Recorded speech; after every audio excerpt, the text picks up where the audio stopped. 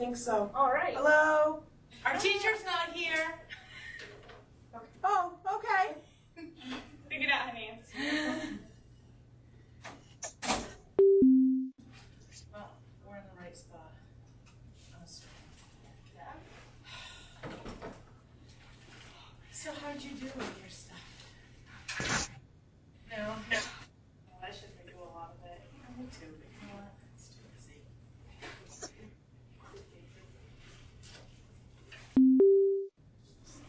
I have some dinner. I thought I was gonna be. How are you? Good. Good. How are you guys? I'm Teresa. I'm Lisa. Lisa. Oh, there's somebody else on there talking too, but I can't hear them.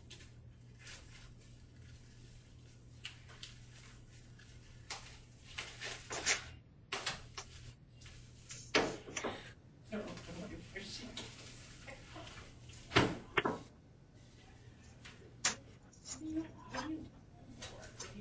I'm at Thornton Oaks, the retirement one over by the junior high in Brunswick. Tom Bear. Yeah. Just wages in there, that's it. Have you started applying for the jobs? For this? No, not yet. There is a job I want to apply for. Of course, I don't have the resume. Yep. There's a per diem job at Parkview Hospital in the registration office. I just don't have to. Right? Yeah, I definitely ready to do something else. Well, my job is November 22nd. Praise Jesus. That's my daughter's first birthday. I know? Yeah, that's my second. You know Emily? Yeah. Her sister Ashley had her baby 5 weeks early, so she's at Maine Med. Yeah. But she's healthy and she's good. This is my son's book bag. I know I left it now because it's all broken. Oh.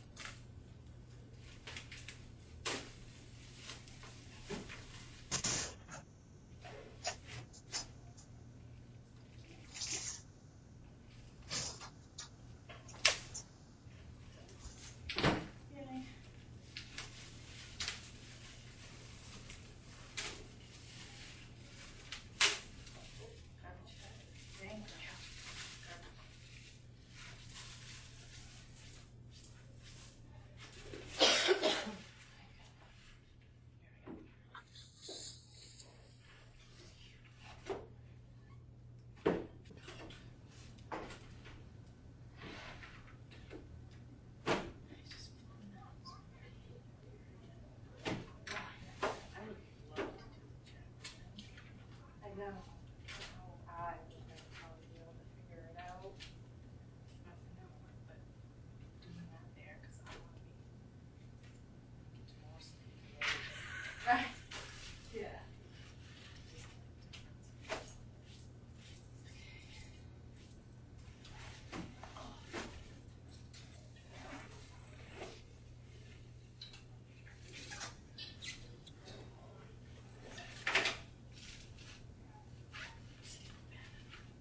Oh, I have a pen. That's right. I'm just.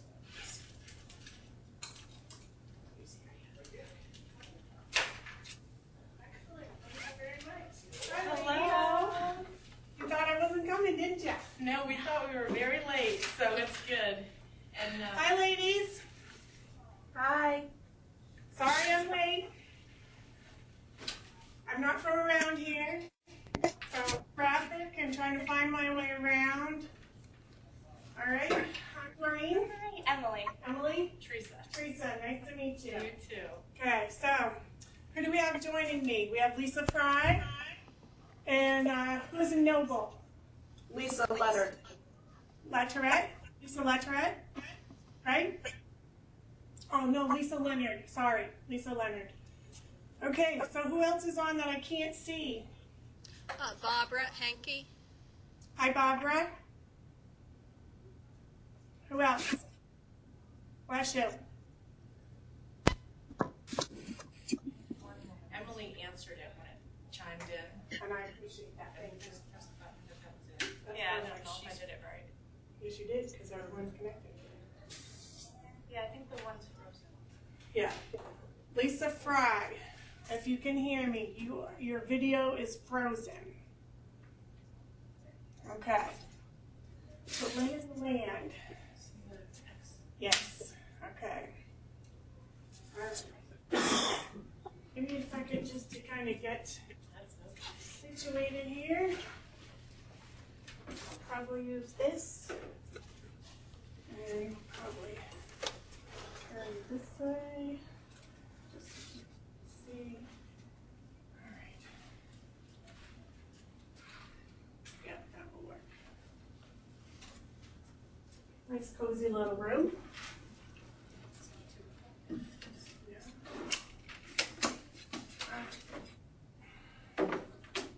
So, Lisa Leonard, Yes.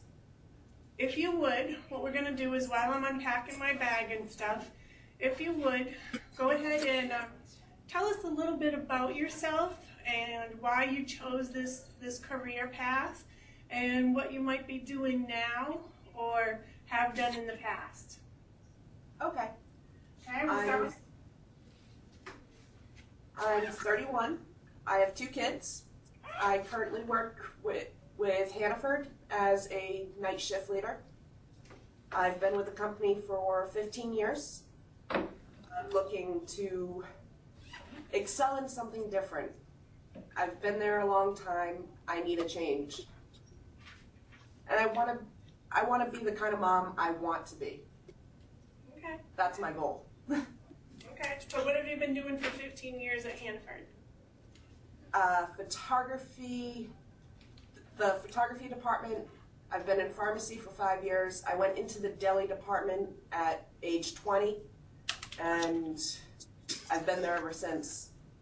I went up to management and dropped down when I had kids because I wanted to be a good mom and be with them a little bit while they're young. Well, I'm sure that you are a good mom. You're probably a great mom. You just don't tell yourself that. Well, my kids tell me now. Good.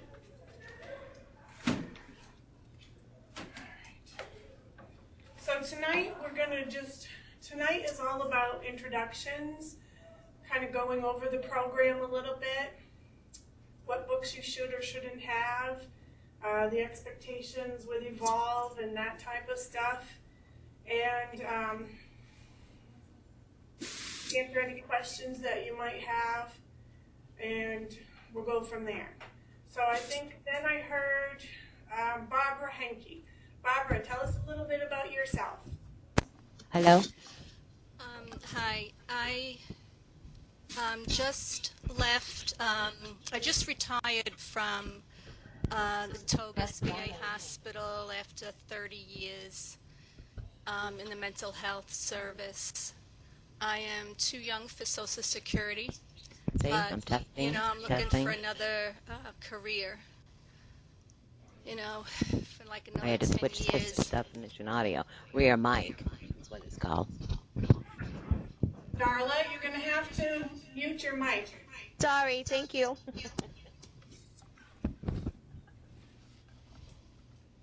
All right, Barbara, go ahead and finish. We caught you on the part that you're too young for Social Security. Right. So I'm looking for another career for another 10, 15 years. And I thought I'd like this because we did a lot, what I did a lot in my job was the coding with the CPT codes. I have every psychiatry code in my head. So I thought that would be a good thing to go into. So then when we get to psychiatry, I'm going to have you teach that part. Oh, good. Okie doke. All right, so Darla, you just kind of came in. I can't see you, but I can hear you. just unmute your mic and go ahead. And what I was asking everyone to do is just tell us a little bit about yourself and why you chose this career path and what you've done in the past.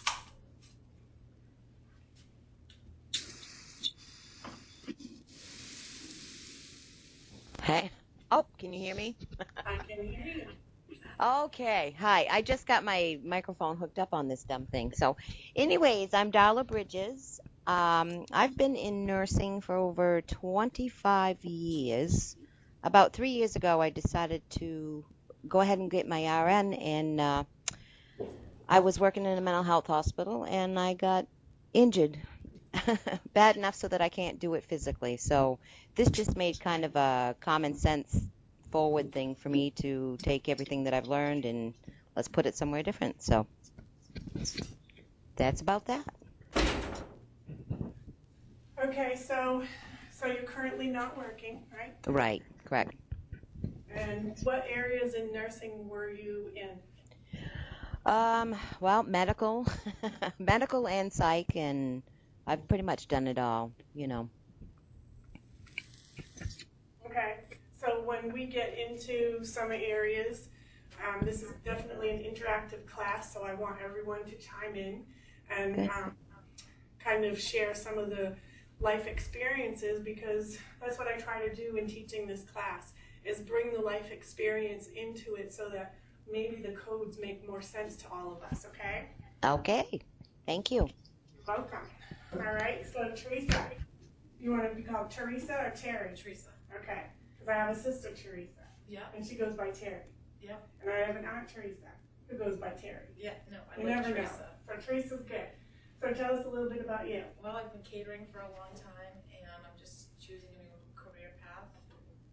Amy helped me with the medical terminology, and I'm looking for something more stable for benefits, insurance, and things like that. Okay. And what have you done? Did I miss that? Catering. Yes. Worked with a family business. Okay. Good. All right, Emily. Yes, I'm Emily, and I'm 20, and I have a daughter who's 11 months old, and I graduated high school, got my CNA, and I'm just looking to do something different. I'm waitressing right now and trying to go to school. Okay. So, did you like CNA at all? Yeah, it was, I wanted something different. It was Okay. hard. Because it's physical. Yeah. A lot of physical stuff. And cater. Did you say? Not cater. I'm a waitress right now. Okay. At a retirement. Okay. Because in my class last night, someone was working at Dunkin' Donuts, so I have to make sure I'm going there before class. Which I did have my turbo petit before early today, so I can get through class tonight. That's what gets me through class, and my husband wonders why I can't sleep. Lisa Fry, if you are still with us, can you tell us a little bit about you?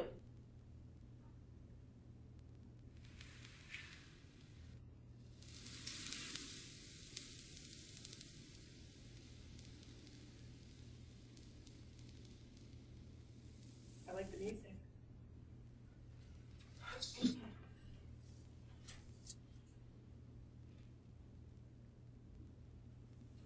Which one would you use?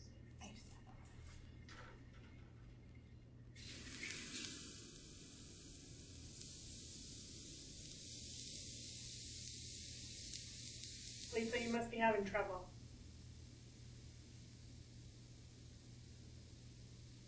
It's okay, because we can figure it out for next week.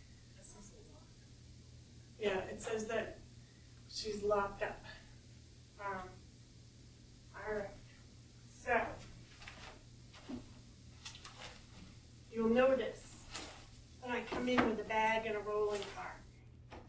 We don't have to bring all the books every week, and I'll tell you what weeks you need what books. So that you don't have to lug all these books all at once. I only brought the books that we were supposed to read this week. Perfect. That's perfect. Okay. That's fine. Okay. Okay, so you all know me. I'm Doreen Bovin. I am your billing and coding instructor. I'm also the CMA instructor for the academy as well. So Wednesday nights I'm doing my CMA, and tonight is billing and coding. you all can reach out to me by email, and preferably on school nights. If you need to get a hold of me, I would say text me if you have texting, or call me and leave me a message, or even email me, because I can check my emails on my phone, just so I don't lose anybody. If you can't make it to class, you've had a conflict or something going on, we understand, life happens. People have already, planned vacations sometimes during class. It happens, life happens. I understand that, we understand that. And my job is to, make the next five months a really fun time. Lisa, I can see you, and you're moving now. So in just a minute, I'll have you tell us a little bit about you, okay? Can you hear me okay?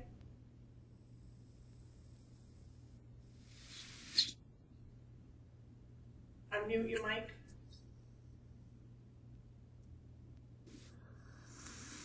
Nope, didn't hear you.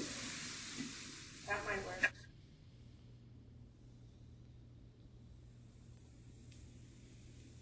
Oh. No, for whatever reason, your mic's not working. Okay. So I have been in the healthcare field for 20 years or more. I have been specifically in chiropractic for 15 years. I have my own business where I go into practices and I help train their staff. That's why teaching CNA and billing and coding is fun for me, because I basically can do what I love to do, both as a profession and teaching. So, as I said earlier, I like to bring into class the real life experiences, and that's what I will do for you as much as possible. That's why I said as much as we can interact and share, the better it's going to be for all of us. Let's start off with, I can hear a lot of static on your end, Lisa, but I'm just not hearing anything. I know. I'm not sure what's going on. I just hear the static. That's okay. Just, you can figure it out for next week, not a problem. If you want, you can hold up a sign and ask a question. You can write on paper and ask a question, or you can tell us about yourself next week, okay?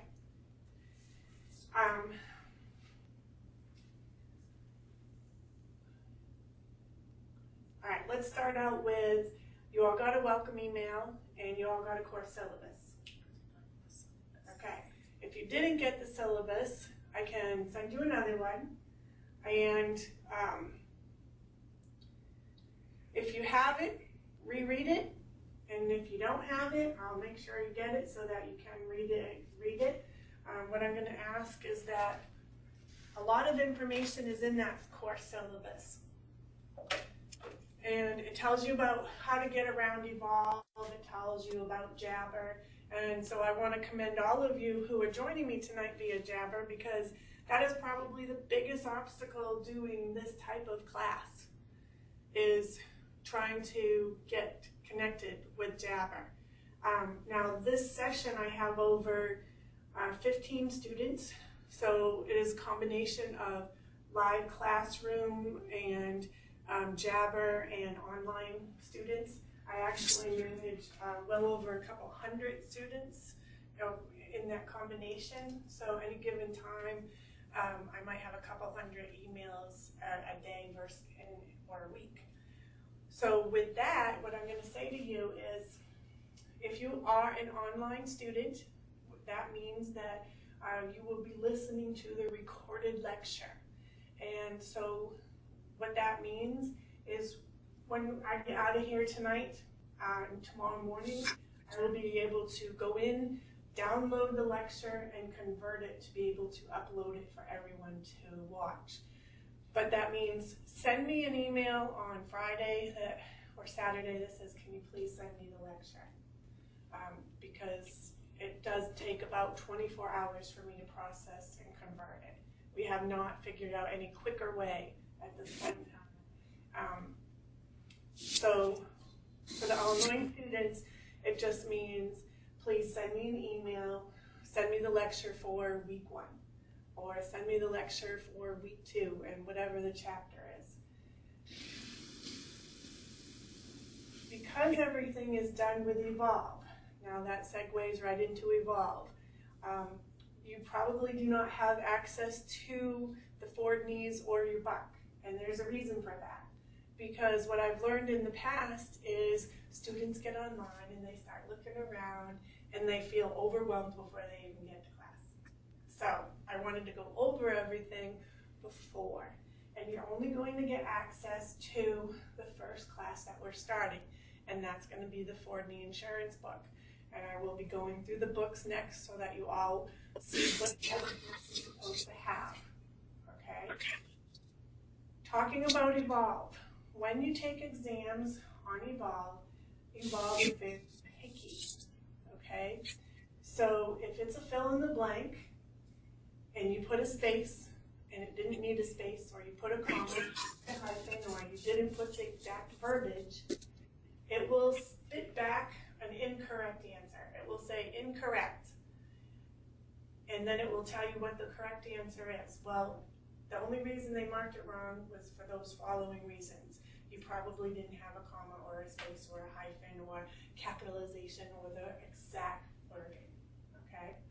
If that happens and you know that you got some right that were marked wrong, I'm going to ask you to just simply send me an email that says, Doreen, I just took chapter 5 exam.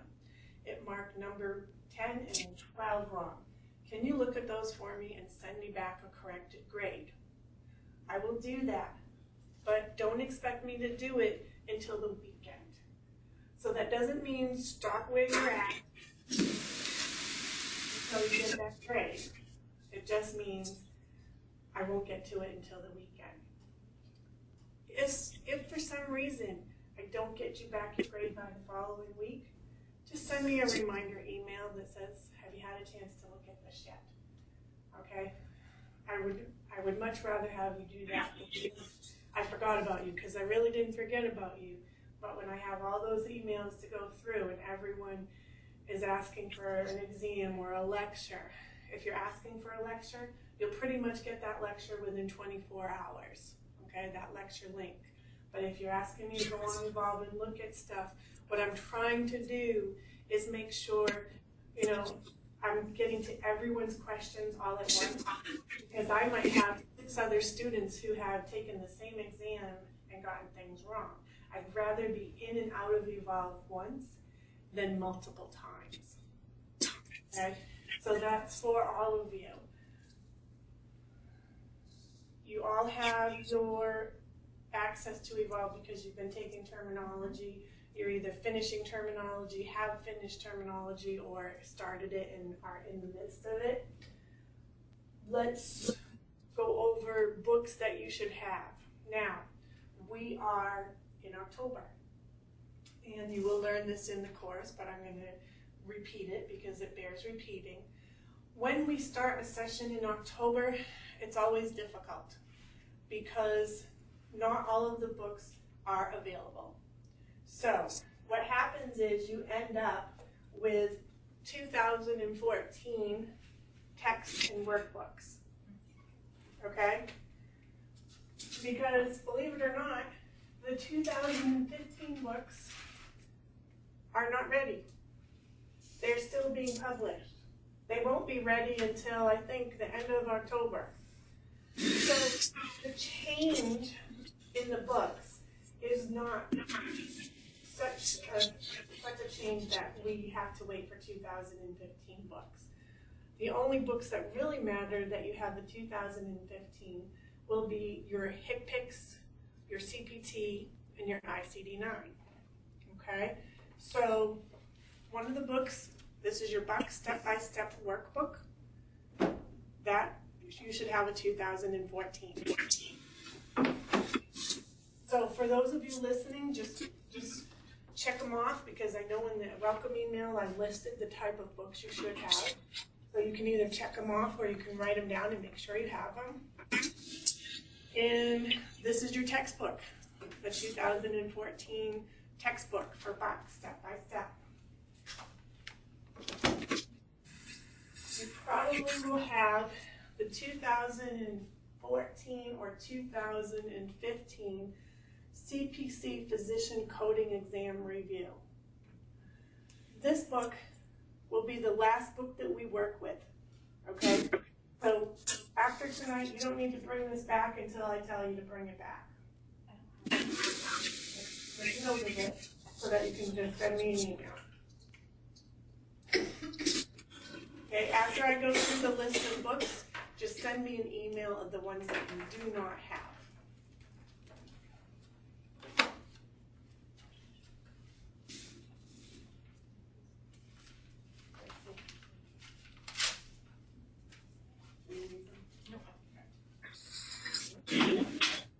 Bless you. Can I just see your CPT book? Thanks.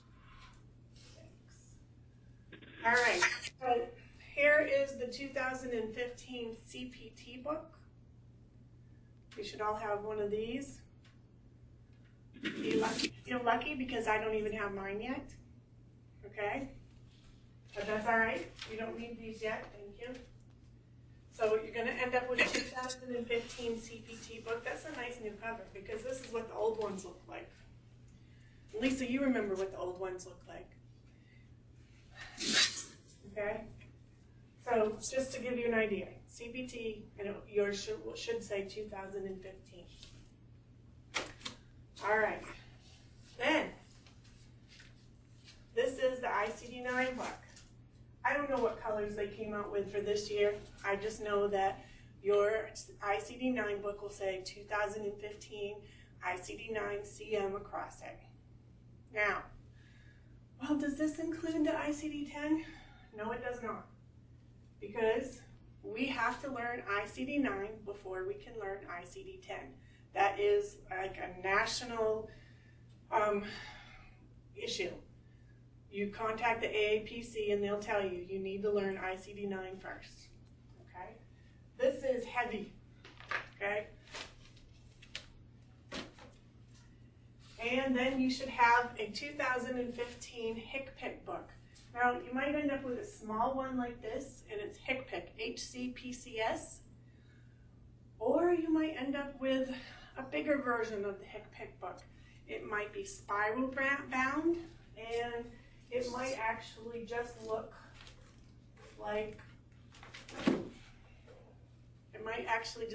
this, but it will say HCPCS on it, okay? The HCPCS, the CPT, and the ICD-9 will all be coming to us within the next 6 weeks, which is why we are starting with the Ford-Me insurance book. So for the Ford-Me book, you should have a workbook and a textbook, okay? So Lisa, you should have these, and if you don't, the Adams book, you're gonna return that. I think I sent an email to Amy just to make sure that you were getting these. Just send me an email later and let me know if you have them or not, okay? So with those books, because they're so late, that's why we're starting off with these. We will cover, there are chapters in these books that cover CPT and ICD-9, but we're going to use those later on in the book. Okay? So all you're going to need for the next 6 weeks or so will be these 2 books. Okay? And after tonight's class, I will go ahead and make sure that you are all set up on Evolve to access this course, this particular book. All right? Let's see here. All right. Pull it back a little. Hold on. Move it down. Something about you do not have the CPT book. Is that correct? You have 2, right. I sent you a message that said hold on to them for right now. You have 2 CPT books. So just open one and hold on to the other one for me. Okay? That's right. She sent me a message earlier. Okay.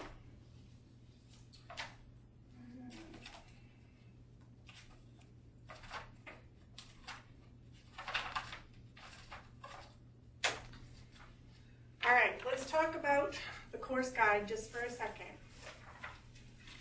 And Teresa, I'll give you this one and I'll just get another one when I go home. All right, in your course syllabus, you have a couple pages that they're assignment checkoff sheets.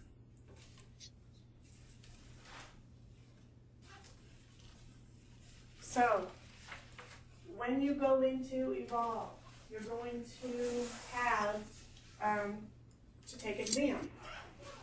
And when you're done the exam, it's supposed to give you a grade. If it doesn't give you a grade right away, let me know. But what I'm going to ask you to do is make sure you have your assignment checkoff sheet next to you. When you're done, put the grade on the assignment checkoff sheet. Now, if you still need me to correct it, put it in pencil so that all you have to do is erase it and put it, replace it with the corrected grade. Why do I say this? Over this past year, Evolve did an upgrade. And when they did that, the majority of my students lost their grades because they didn't write them down. And we had a very hard time trying to retrieve them. And I had to go in and they gave me access to the archive data and I was able to do it. But it was very cumbersome and time consuming to do that for students. So I'm going to ask you to please keep track of your grades. That will be very important. All right? At the end of the class, once you've done all of the exams, you will then send them to me for me to sign them and send them on to Amy. Okay? Now, I know in that packet you also have an assignment checkoff sheet for the Fordney book. Now, I have not gone on to the Fordney course yet and set up the exams. And I will tell you that and be upfront and honest with you right at the beginning. This is a new book for us this year. So I wanted to see what it's like in class before I decide what I'm going to give you for an exam on Evolve. You might not end up with any exams at all. It might just be all book work, okay? We'll, if you work with me, we'll decide as we go, okay? Because this book is actually double the size what we had before. Now, you're taking a medical billing and coding class, and you're probably thinking to yourself, phew, that's a lot. Now, the course is advertised as 20 weeks. You can do this course in 20 weeks, and that's usually when you are combining both books together on the syllabus. We have it separated out so that you're doing the Fordney insurance book first, and then you're doing the coding. So it actually works out to be about 25 weeks. But when we're trying to put both books together, that's a lot of work. It's a lot of reading. It's a lot of exercises that need to be done. And what happens is you just start to feel more overwhelmed. So what I like to do is to just split it up. We can get through this book in about 4 to 5 weeks. I'm going to cover the important parts. Because what this allows you to do when you are done with this class is you have not just one certificate, but you end up with a dual certificate. It's a certificate in medical billing and coding, okay? And that is what your certificate will say. So as we go through this book, I really want to make sure you understand what it is you're doing. It's not just a bunch of numbers putting on a claim form and sending it to the insurance. It's really involved. And I actually just came from an office where I'm helping a provider who has only been in practice since June, and he's trying to do it all on his own, and we've been billing his claims for the past couple of months, and he really hasn't gotten paid anything, and he's just starting to get denials in and stuff like that. So I was brought in after the fact. I was brought in probably about the middle of August. Now, me being me, just assumed that everyone knows how to set themselves up. They know how to set up their software, they know how to credential and do this and that. Well, come to find out, he wasn't credentialed correctly, and his software was set up differently than how he was credentialed. So when his claims got denied, they denied as the provider being out of network because the information on the claim form showed that he was not even attached to the NPI or the tax ID number. I know it's a little over the head at the moment, but that's okay. It just means that on the claim form, I will be able to explain to you where we get all that information from. And billing is about understanding the insurance carriers and what their coverage is for different. Okay, yep, close that. Oh, they're Hi, on. Gardner. Hey, How you doing? we're in here. That's good. I don't see anybody up there. I don't see anybody. I There hear wasn't. They're having problems with the auxiliary. Okay, that's fine. As long as you can hear me for tonight. Yeah. Thank you. It's been all week. Oh, really? Yeah. All right. Well, what you can do is you can tell me. Let me get my glasses.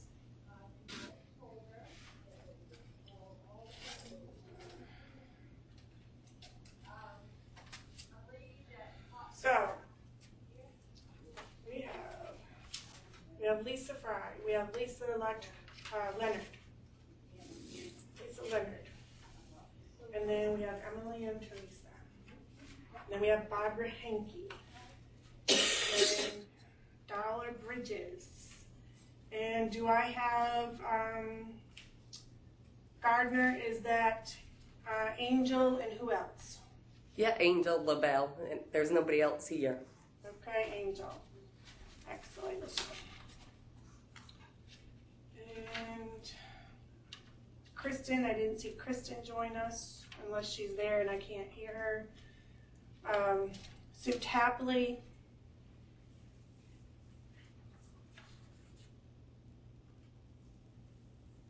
And that's about all I had really that might join tonight. So, Angel, this is being recorded. So once I get the lecture link up and converted, I'll send it to you so that you can listen to the first half of the lecture. Thank you. See what you missed. Nothing major, because we haven't started getting into the books yet.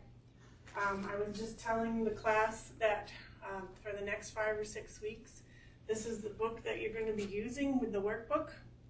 This will be all you need to bring to class. All right. It's the Fordney insurance book. All righty. Thank you. Welcome.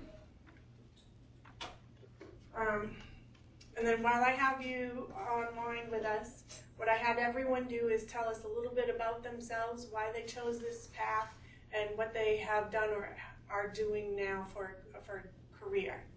So take it away. Yeah, my name's Angel. I've been a CNA for 22 years. I've done medical in the medical field for nursing and CNA and passing meds, and I just want to change. Sounds like a lot of people want to change right now. Yeah. Good. Okay.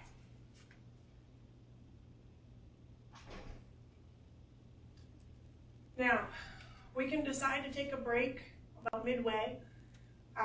Midway is usually between 7:15, Usually what I allow everyone to do is get up, stretch, use the facilities. You're all welcome to bring dinner or snack or drink. Just try to be quiet. Because, it is a 3-hour class, and there are going to be some classes where it's really intense and you wonder what you got yourself into. And then there will be some other classes where we might only be here for a couple hours because it just depends on the material.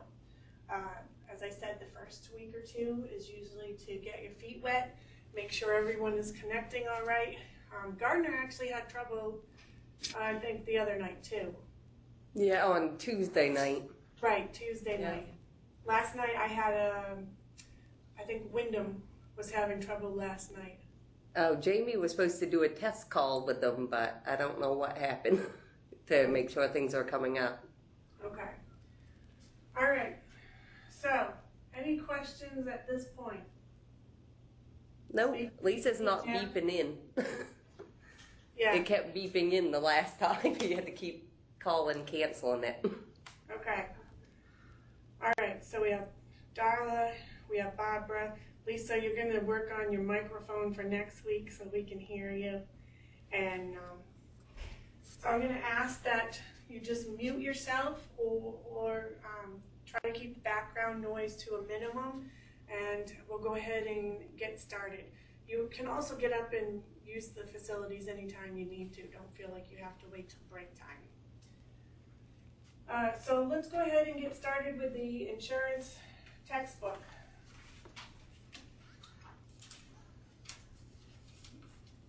And I don't know how many of you can see the chair here with all the books. These are all your books.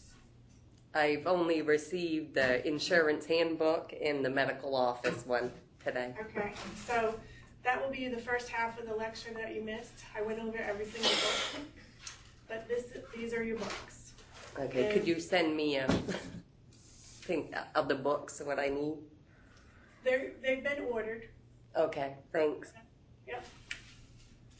But these are heavy, so Yeah. usually I recommend that you split them in between 2 bags so that you've got even weight on both sides. All right. And this book, actually, you have smaller chapters. So that means that we'll be able to get through these chapters quickly. And just remind me, what do I have on the syllabus? I have all of Unit 1, is it? No, that's fine.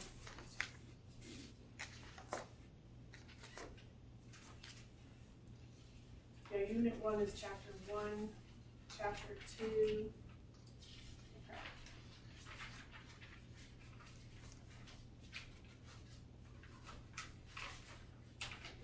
Thank you.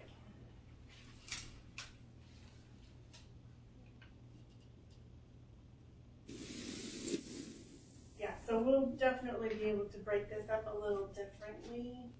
I'm just going to keep this till the end of class. All right.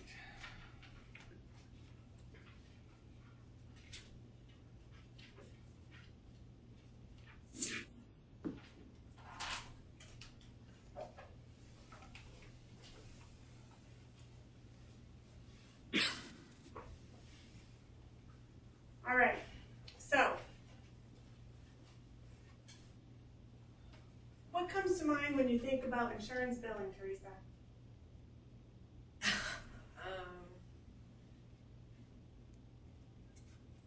don't still have codes. Okay, how about you, Emily? I have to look through it. Don't worry that you didn't look through it. This is just off the top of your head.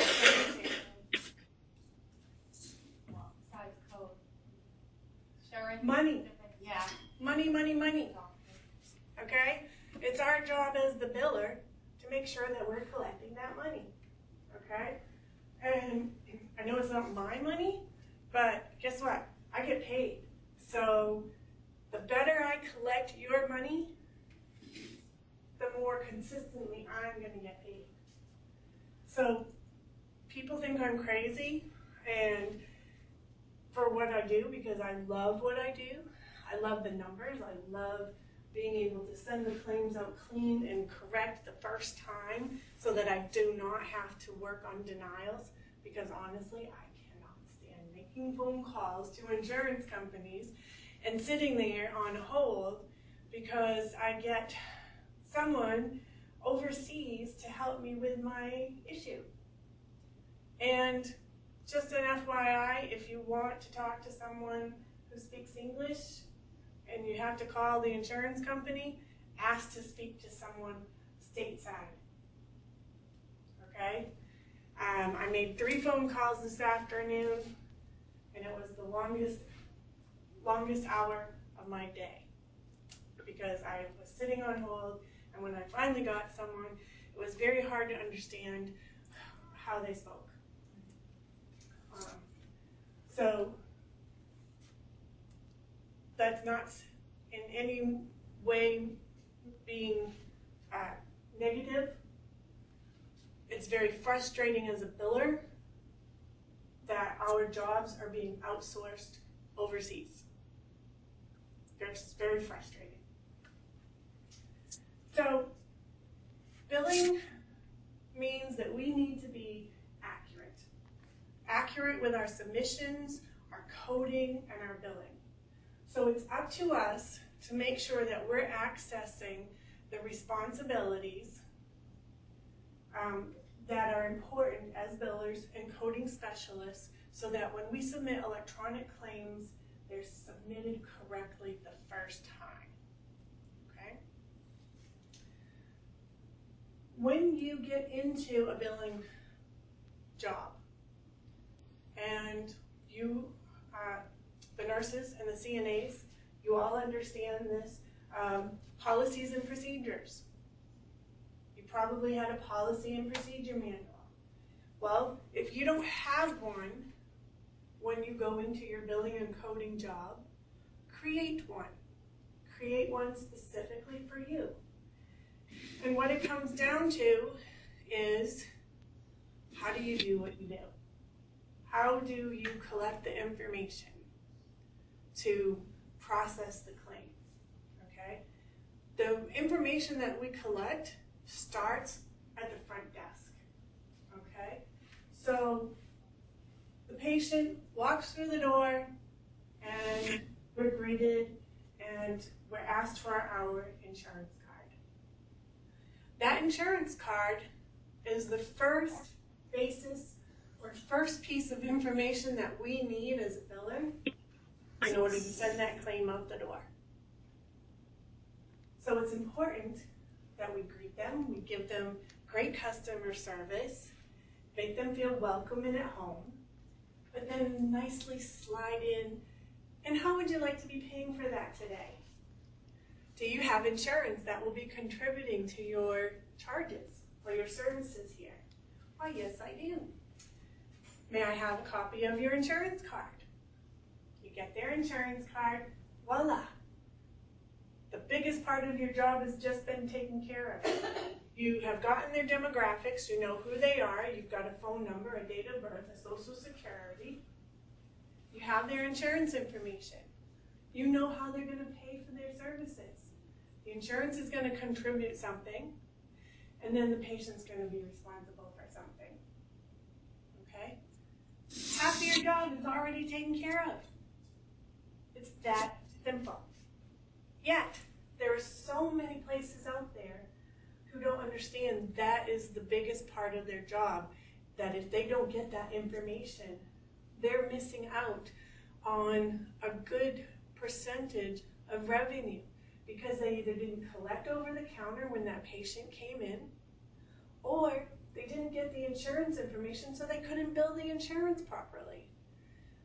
Speaking of the office that I left before I came here, the doctor didn't get insurance information or demographic information or a phone number for probably about 5 or 6 patients.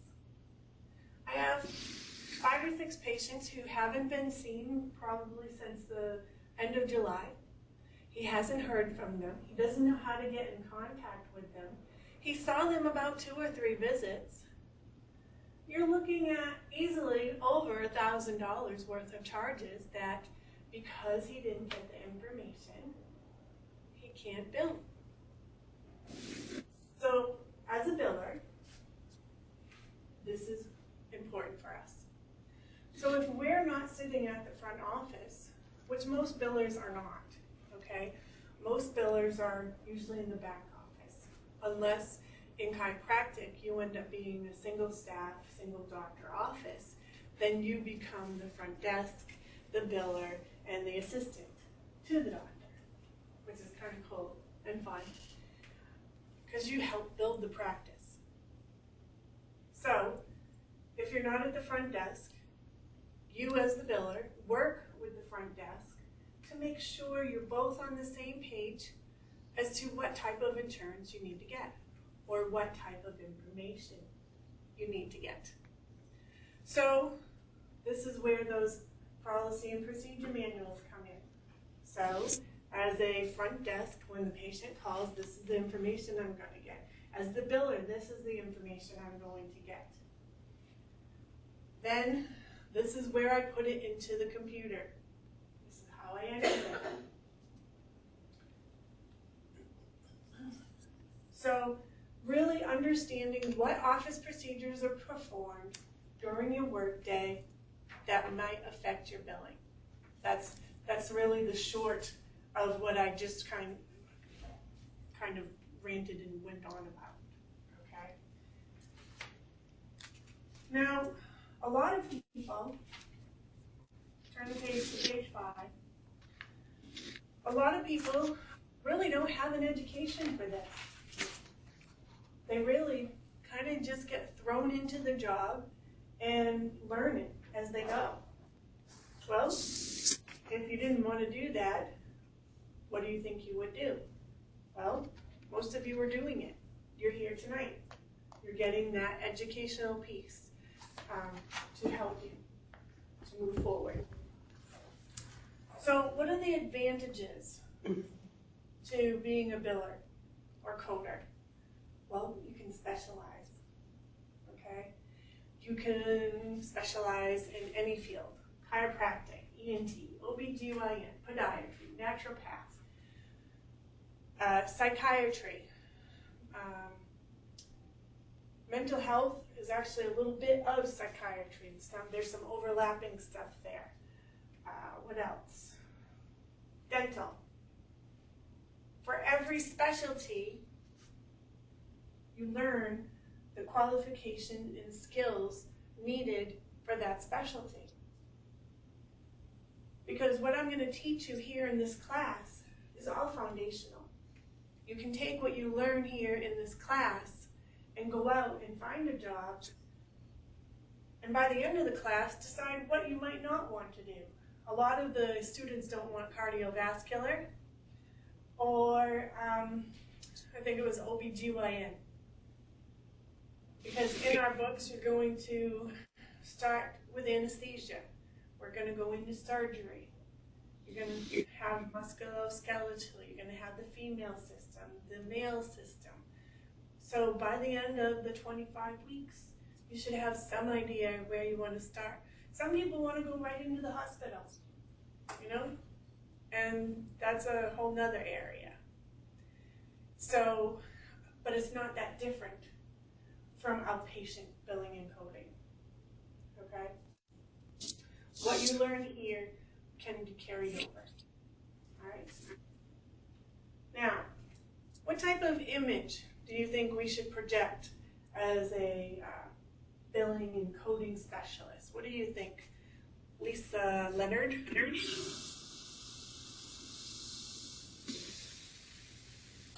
Well, we shouldn't be dressed like I am today.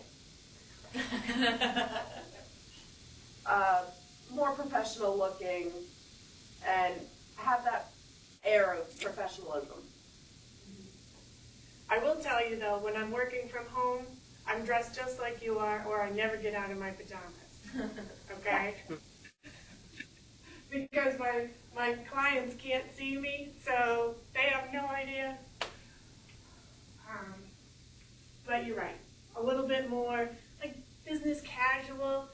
What you see me wearing, the only difference might be is that sometimes I might have a scrub top on, depending on what office I come from, working with patients.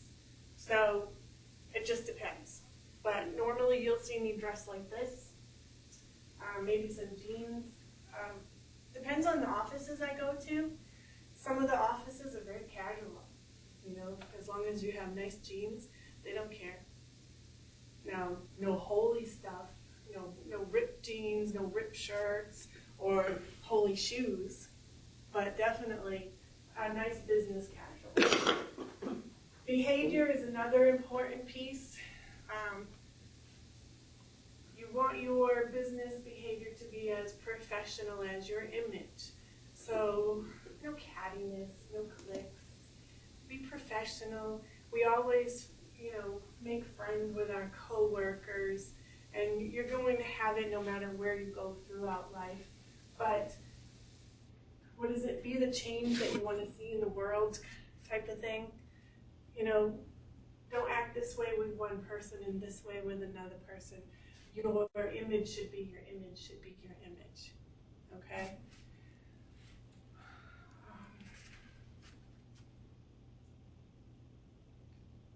All right, so if you want to move on to page 6.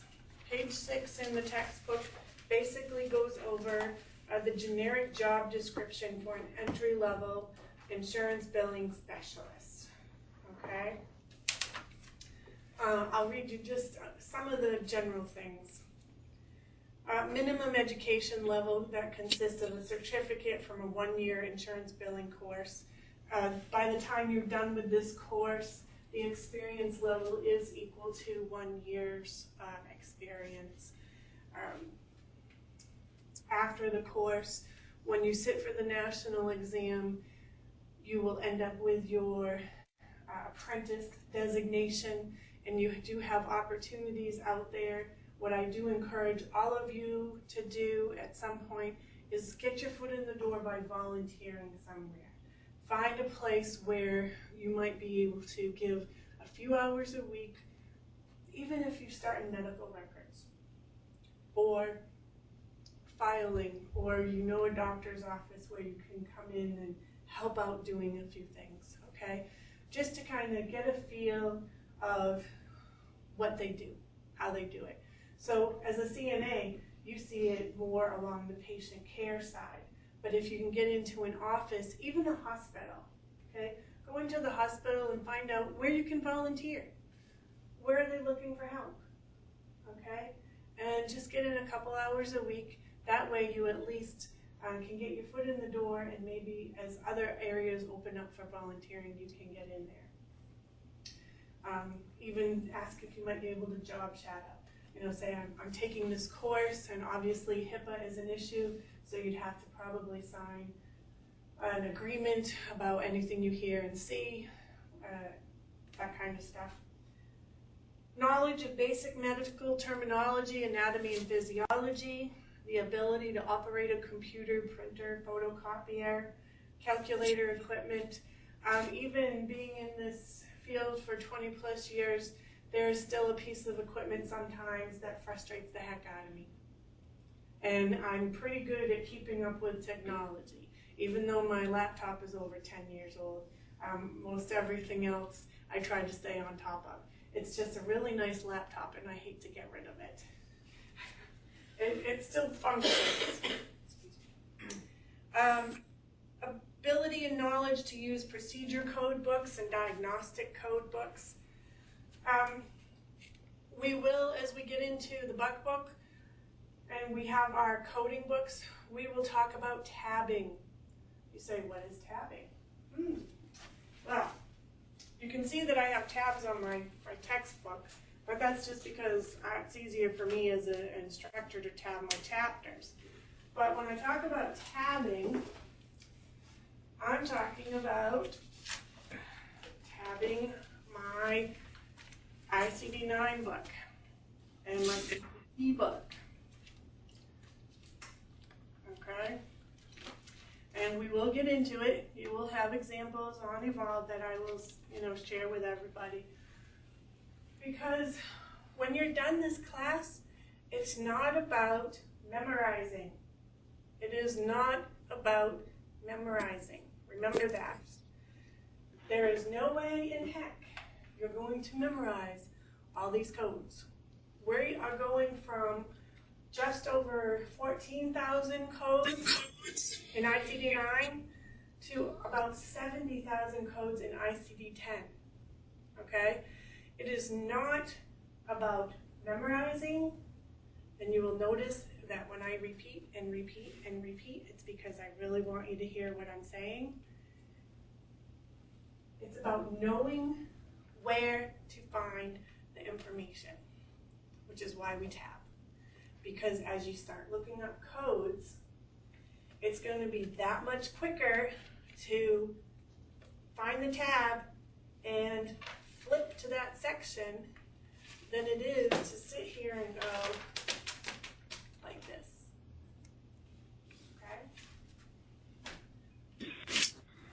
Okay? So, knowledge and skill of data entry, ability to work independently as a biller and a coder. You're doing a lot of independent work. Unless you're the single doctor and single staff person, then you still need to work independently. You have to be very multitask oriented. And I'll let you all go on and read the rest of the job descriptions on your own time, but you get an idea of what they're talking about. Then they actually have an electronic claims processor separate from a biller. You're probably wondering, well, why is that? Because in these bigger facilities, bigger practices, they have the person who does all that data entry stuff to get the information in the system. And then they have another person who goes behind the biller to double check everything was done correctly. So when you think that, well, why are they going to need more billers and coders? Because we're going towards electronic health records. Well, you still need to make sure that all the information gets entered correctly, right?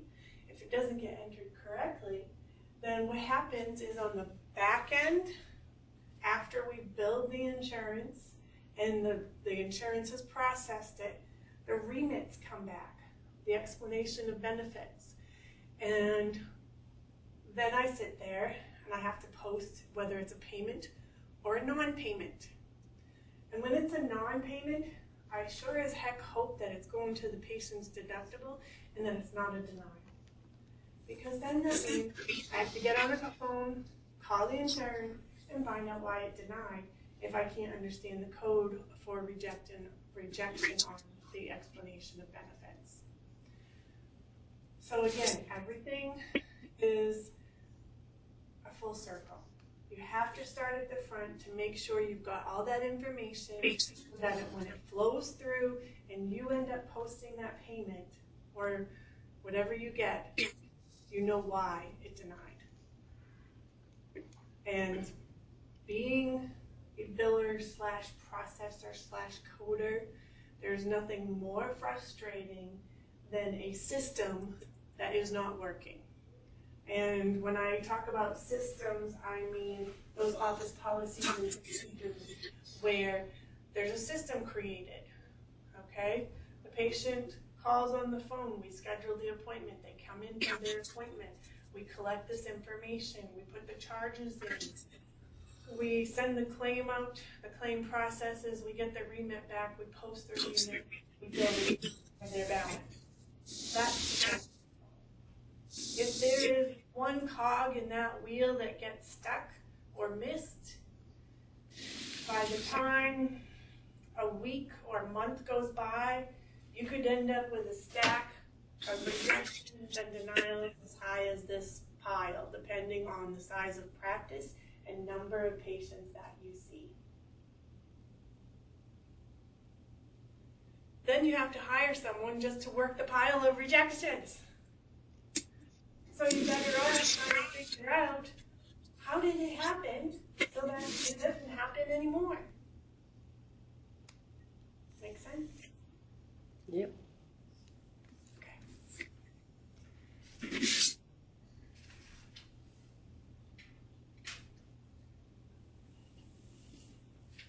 Let's turn to page 11 in your textbook if you have it. I'm just going to read a few things. It's a table, and it's general skills, clinical skills, and administrative skills. So in this position, we can, and I'm going to ask you all to, from here on out to the end of the class, look for stuff in your daily life that you can relate to how we're doing billing and coding. So, general skills, communication. Recognize and respect cultural diversity. Receive, organize, prioritize, store, and maintain transmittable information utilizing electronic technology. Well, we have a smartphone. And if you have a smartphone, probably back it up to your computer. Or you have a flash drive that you can put into your computer and save a file. Or you have a computer that you have an external backup.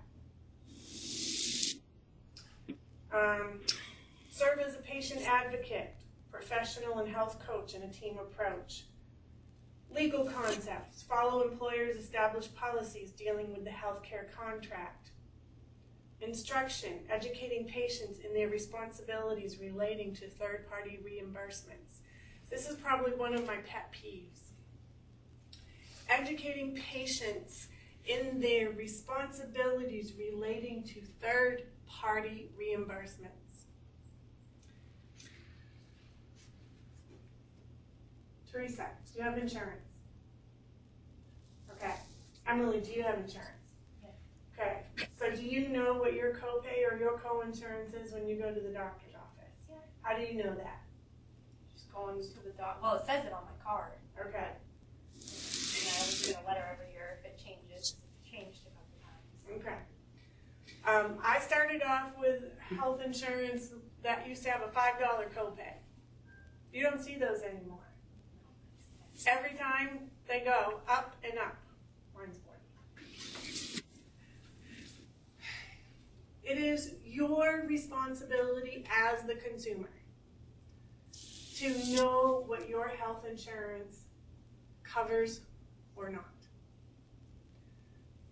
What I do in my practice, in my job, is a courtesy to bill your insurance.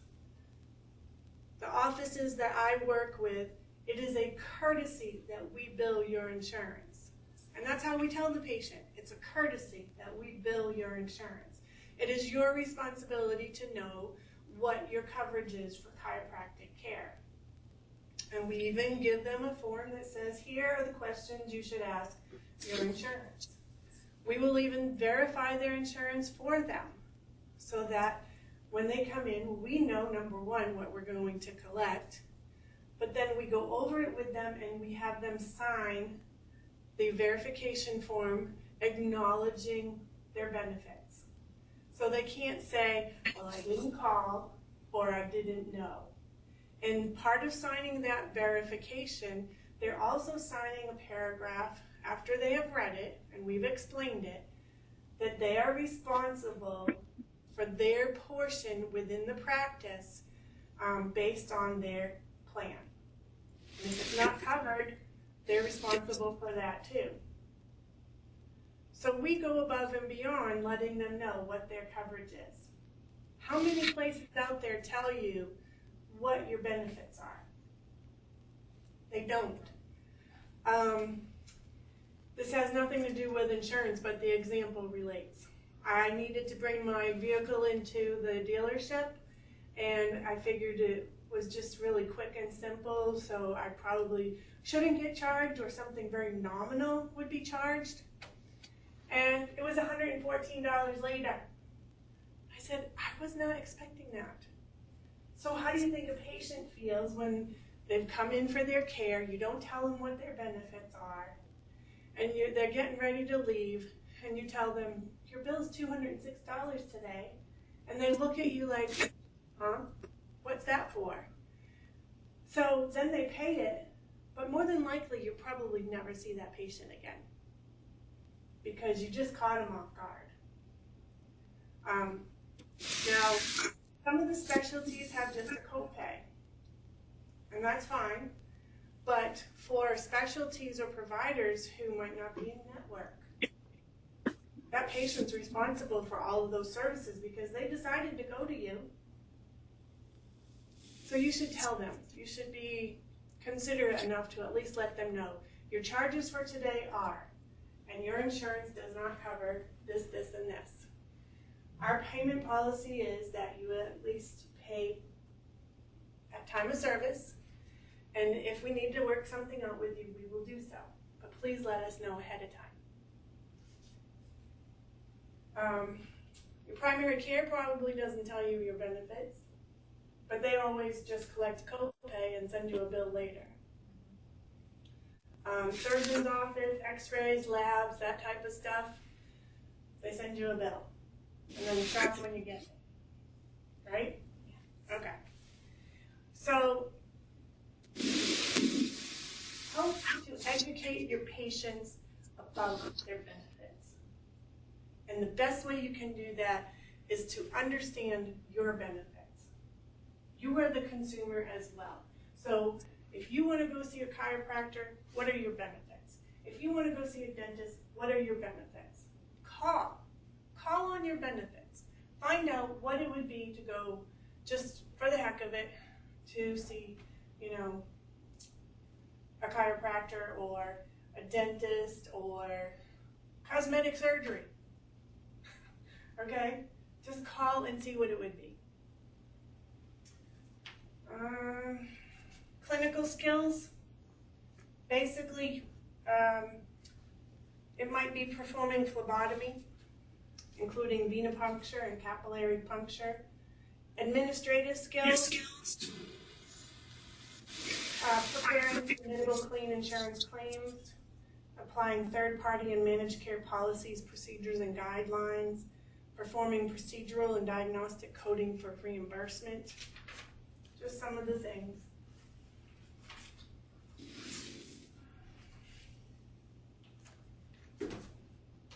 On page 13, on page 12 and 13, the other part to being a biller, coder, is being independent, being self-employed.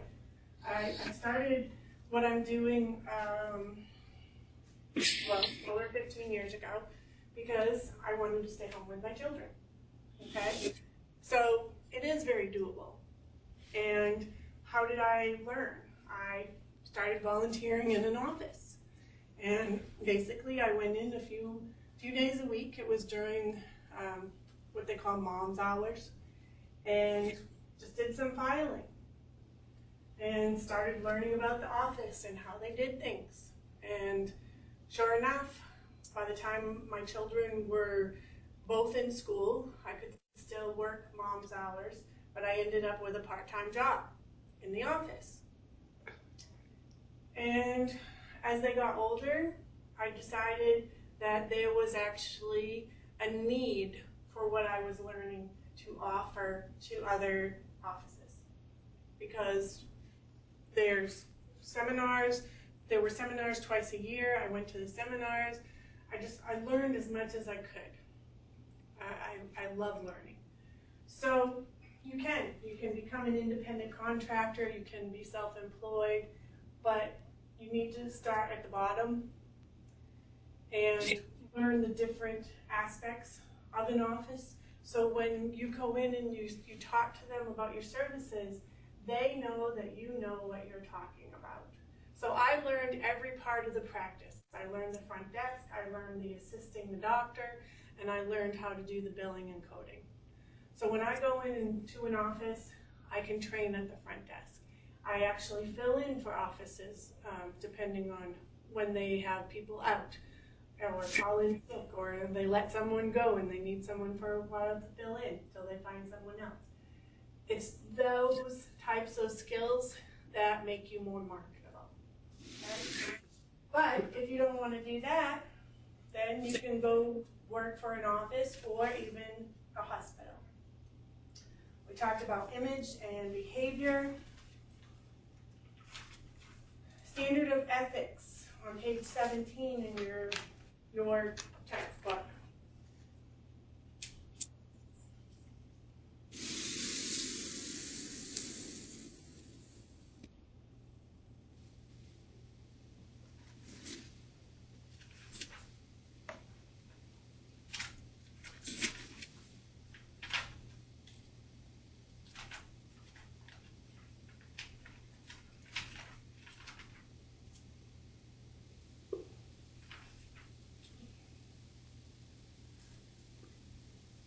Okay, so what I'm going to talk about now isn't in chapter 1, so just listen.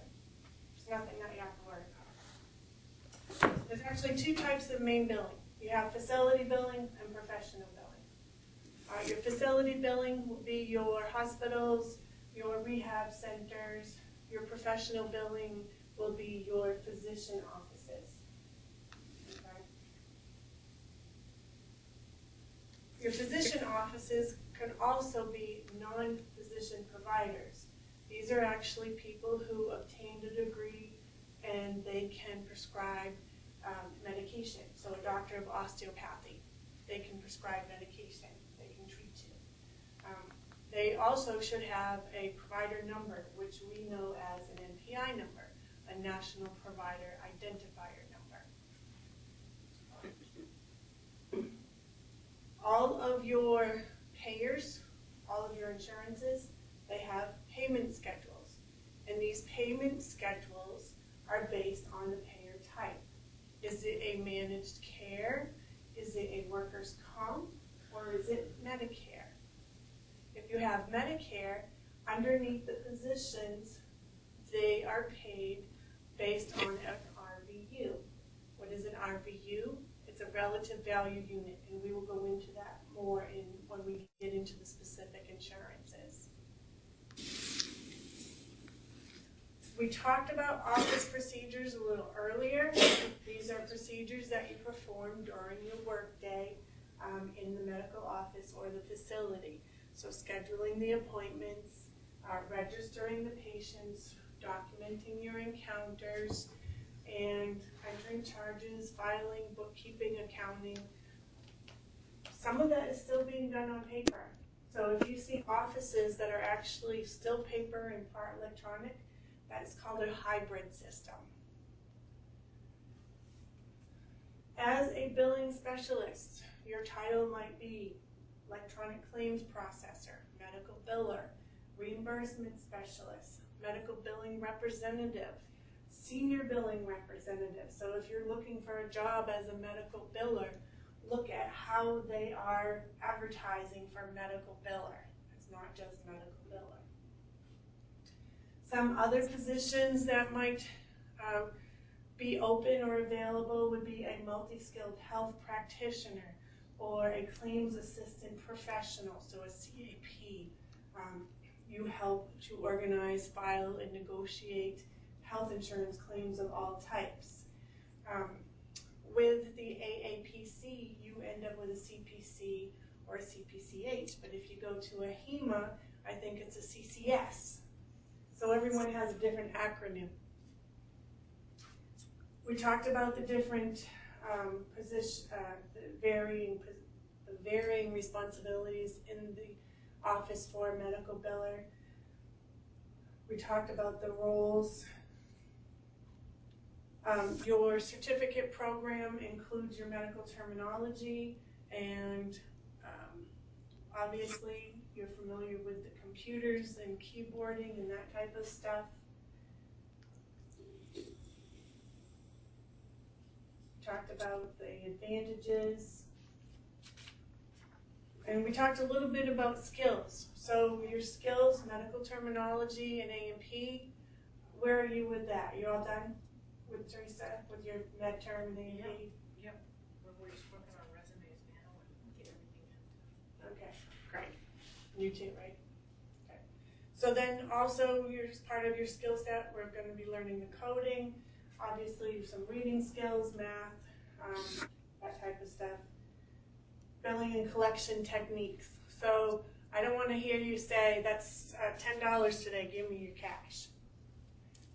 How would you like to pay for today? Cash, check, or credit card? That would be $25. Medical ethics and liability. Medical ethics. What's the difference between medical ethics and medical etiquette? What do you think?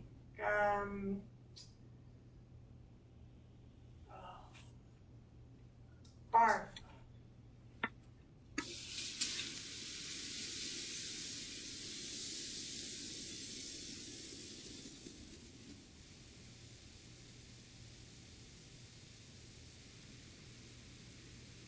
I think I lost Barb. How about Darla?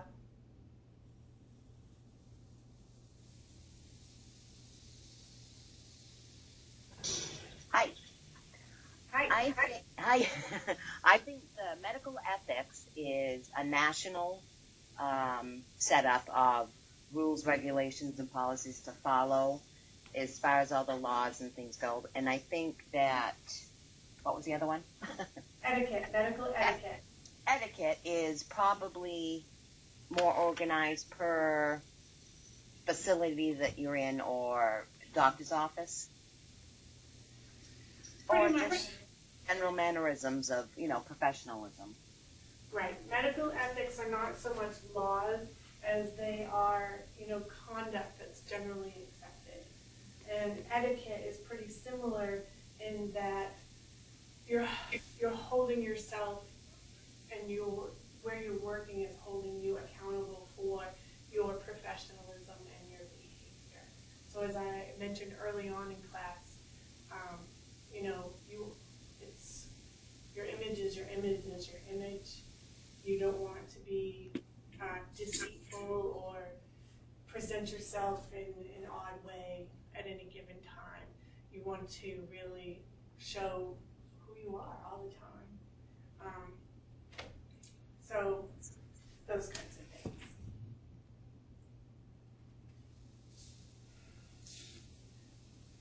If you look on page 16 in your textbook, for those of you who have it, that down on the bottom of page 16, they go about the principles of medical ethics of the AMA. And the preamble basically says the medical profession has long subscribed to a body of ethical statements developed primarily for the benefit of the patient.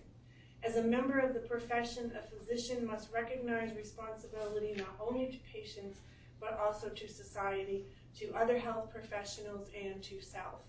The following principles adopted by the AMA are not laws, but standards of conduct that define the essentials of honorable behavior for the physician. Well, they said for the physician, but it's really for anyone in healthcare. All right? It shouldn't be really anyone for healthcare. It should be for us as a whole, as a society. We should treat each other with respect. But they added that to the AMA. It's the preamble. You'll get a chance to read it if you haven't read it already. So again, etiquette is how medical professionals conduct themselves, and ethics is the standards of conduct that's generally accepted as morals for behavior.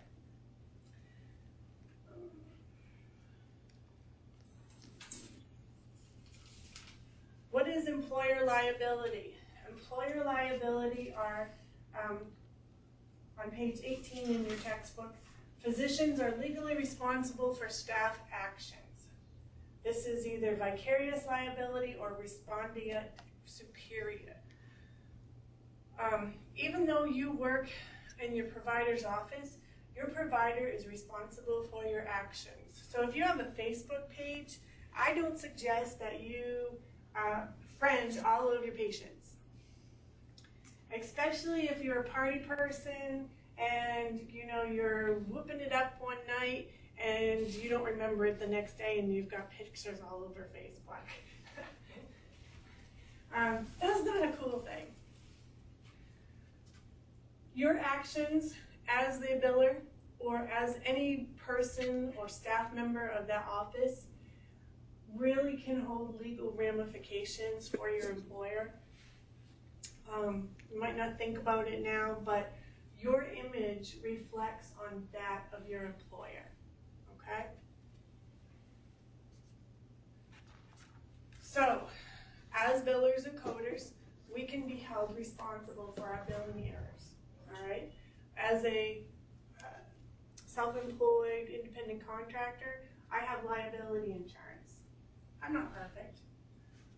Do I expect to make a mistake? Yes, little ones, very little ones. I might, change a 3 to an 8 or an 8 to a 3, and it just means that the claims didn't go out right the first time, okay?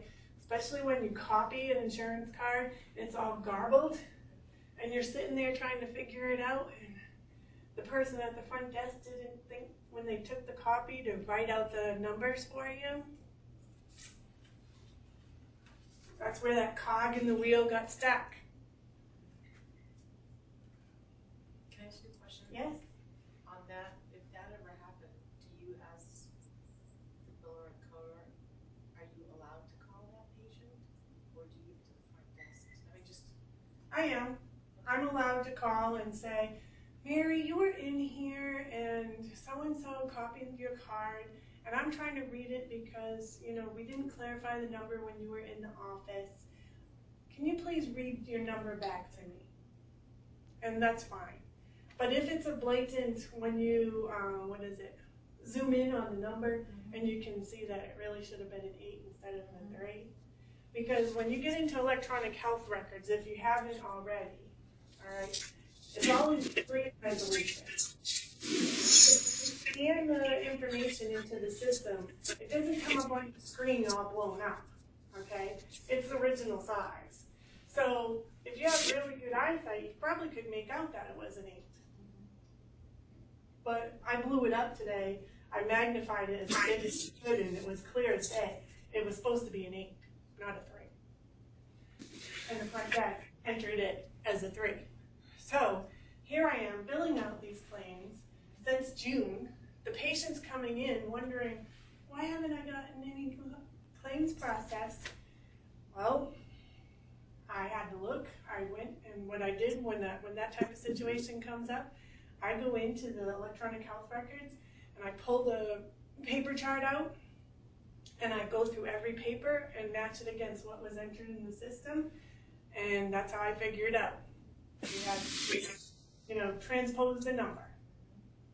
Now, if I had done that when she first came in, I would have caught it sooner.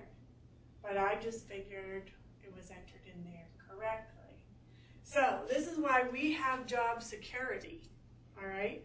Because you're always going to need someone else to double check the work that the other person did. Now, I know that sounds stupid and redundant. It just means that we have job security, which I think is really cool. Because if you're good at your job, they'll keep you.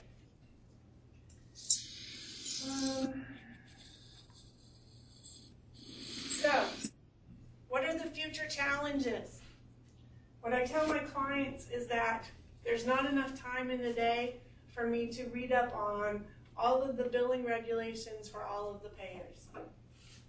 Because if you think about it, we have Medicare, we have Medicaid, we have Cigna, we have Aetna, Harvard Pilgrim, Health Plans, United Healthcare, Optum, MultiPlan, Risk Advantage, Coventry Health, AARP, mail handlers, and jump in if I forgot some, okay? Do they all change at the same time? No, and that would make our jobs a lot easier because then we would only have to check one time for any changes. But guess what? They don't. So something that happened over the summer, Harvard Pilgrim. They decided they were not going to cover a code any longer. So they put it out in their little one-page newsletter bulletin. Well, guess what? If you're not on their email subscription list, you don't get that newsletter. How are you going to find out? when you start billing and they start denying the codes. And if you just keep putting the denials and rejections in a pile until you get to them, and then you finally get to them and it's 3 months later, and you're like, oh crap, how did that happen? Okay? There's nothing you can do 3 months later because we all have timely filing. We all know about timely filing? We'll get to that. Timely filing is making sure that you submit a claim within 90 days to be considered for processing. What other future challenges do you think we might have? Well, not only knowing the guidelines, but what are the compliance rules and regulations? Do you know when we sit at a desk and we process claims, there's actually compliance rules and regulations to how those things get processed? It's in the Federal Register. There are also state rules about patient treatment and referrals. If those processes or processes change, we need to stay on top of it. A few months ago, I had to resubmit claims to Martins Point for a patient. Never before did I ever have to fill out a form. I was able to just resubmit the claim. This time they told me I had to fill in this form that was on their website and I could go here and there and fill it out and fax it to this number. But oh, make sure you have this, this, and this. They're like, oh my gosh, are you kidding me? Really? I spend more time just filling out forms and trying to reprocess stuff than I did to get paid. Be very proficient in your computer skills. This is another part of the future challenge, okay? Be very proficient in your computer skills. Learn everything you can about the software that you're using and about how you're using the computer.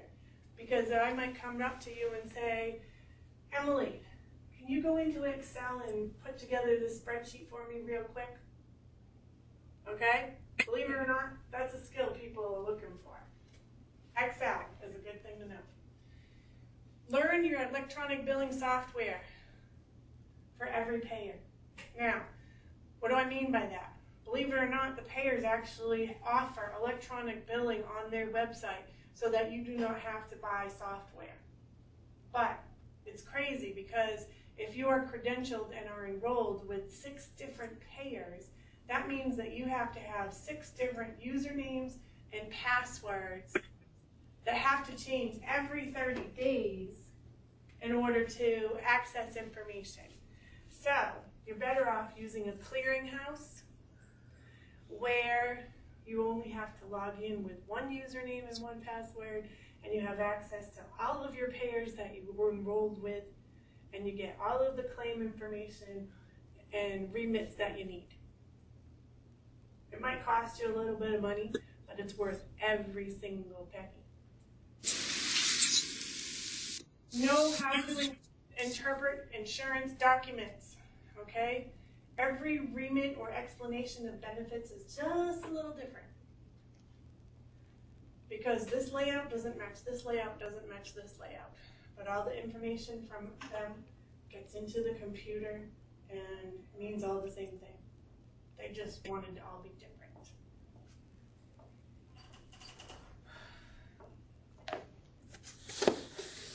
Have some form of a bookkeeping, okay? What I say is at least be able to balance your checkbook so that you can help patients and access accounts. What do I mean by that? I work with a lot of front staff people and help them to understand the accounting part of all of the softwares that I have learned. I am currently learning my 6th practice management software system, and they are all just a little different. But I make it a priority to learn them and how the accounting portion works, because like I said, if my clients don't get paid, I don't get paid. So it is to my benefit to learn it as quickly as possible so that I can help their staff, help the doctor, and get paid. It's a lot, but it's fun. For me, it's fun. I work with the front office, helping them to understand the ledger because every ledger looks a little differently.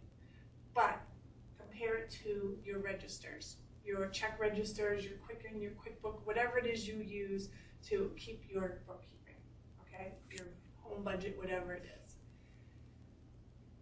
And then I help them to understand, okay, this is when the insurance paid, this is the allowed amount, and this is what the patient responsibility is. This is what we had to adjust off because we're a participating provider. So in the end, this is what you're going to collect. So I help all the front staff understand those types of things so that they know what to collect. And what does that do for the practice? It helps increase over-the-counter revenue, which means that if I'm working synergistically with the front office, that whole practice is going to grow financially because she's doing what she needs to do, collecting over the front. She's getting me the information that I need so that I can bill out clean and correct the first time so that the money's coming in the door on both ends correctly. That's a win-win for everybody, okay? Developing your diagnostic and procedure coding expertise. Well, what's really nice about this is you can specialize, okay? In chiropractic, there's only 35 procedure codes. So you only have to know 35 procedure codes. But diagnostic codes, diagnoses, you could use anywhere from, 20 to 100. But you get to choose from that whole book of ICD-9 codes, okay? It's just knowing where to find the information. Stay up to date with industry news. So what's the latest and greatest software? Is everyone using tablets? Are they using iPhones? Are they using laptops? Are they using, the all-in-one touch screens? Know about what you're using. Do they do backups? How often do they do backups? And cross-train in your practice, all right? So even though you're just the biller, you're not just the biller. You also know how to repair the copy machine. You also know who to call when the power goes out, or you know how to manage the patients in case of an emergency. Just because you're hired to be the biller or the coder doesn't mean that's where your job ends, okay?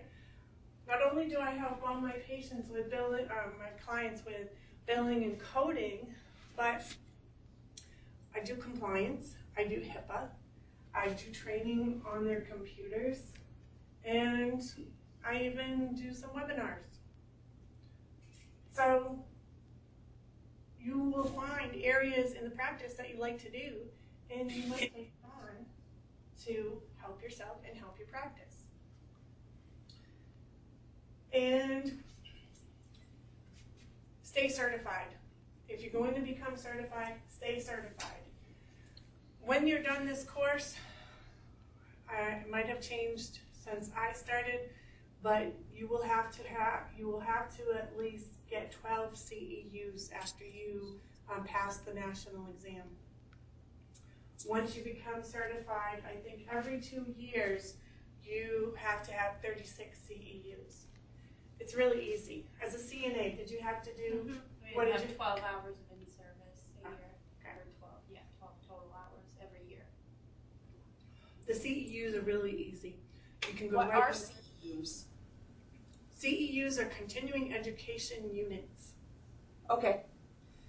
And you can go right on the AAPC website. They have little newsletters that you can read and then go online and take the exam.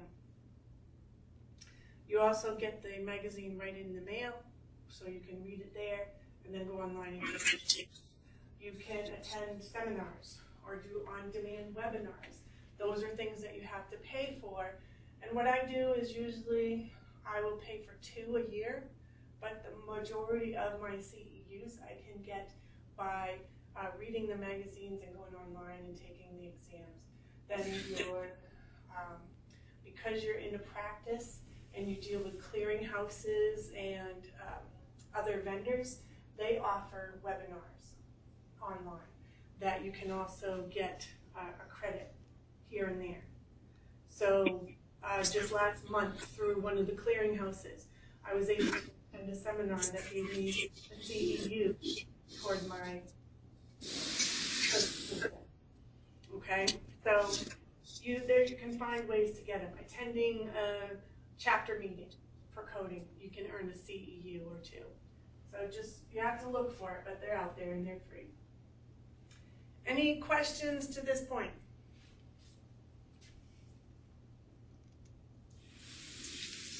And that's just chapter 1. No questions? Nope. Okay. I got one. Go ahead. I got one. This is Darla. Okay, Darla. I'm curious about the income level, the starting out as a coder and stuff. As a coder, I'm going to say that per hour, you could easily make between, to start out, probably $12 to $18 an hour. It just depends on where you go. Very nice. Thank you. Do the hospitals pay more? Yes, the hospitals do pay more. I just don't know what, I think that's in the same range between 12 and 18. Thank you. You're welcome. I can't stress enough, though, getting your foot in the door somewhere. Really volunteering, starting somewhere. You know, I don't suggest that you wait till the end of 25 weeks to find a job. You're going to tell them up front that you're in a 25-week program, and at the end, you will have a certificate through, the academy, as well as sitting for your national exam. Okay? It doesn't hurt to start looking now. Obviously, if you're not in the position where you can start a full-time job, that's fine. But at least get your foot in the door, start volunteering, doing something somewhere. Okay? Let's take a quick 5-6 minute break and then come on back. Okay?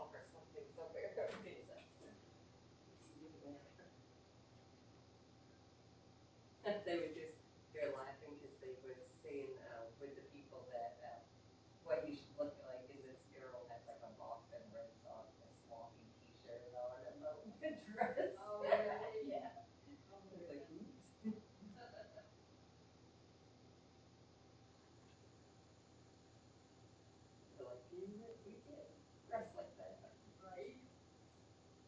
I love the idea that I think I can dress up. Because wearing the scrubs, I'm so tired of wearing scrubs, so I'm going to look for a job that I can dress up.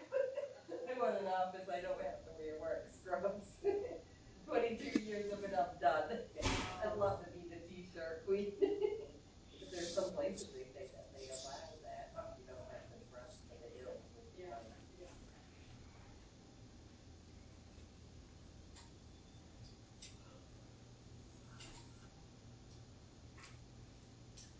You're gonna have to ask them for a whiteboard. And we need a whiteboard.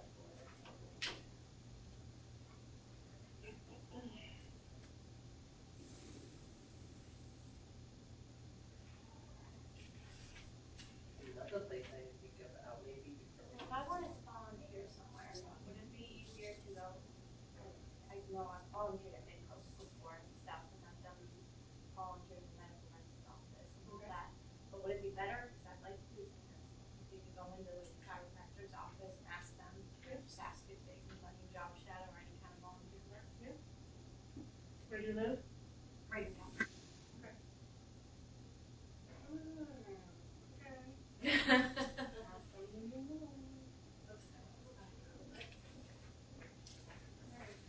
All right.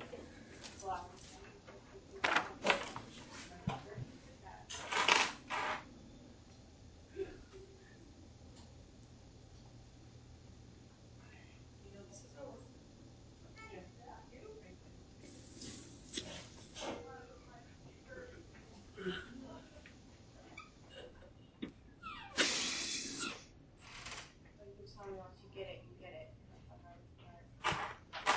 We're back. We're back. I have the hard. What do you mean by don't get it? I mean, I understand. It's like the light bulb comes on and you finally get it. I don't know how else to explain it, but that's what happens. Get the part of how it is. Yes. How it just all comes together. I think the reason why I'm asking this is because I found medical terminology hard to memorize.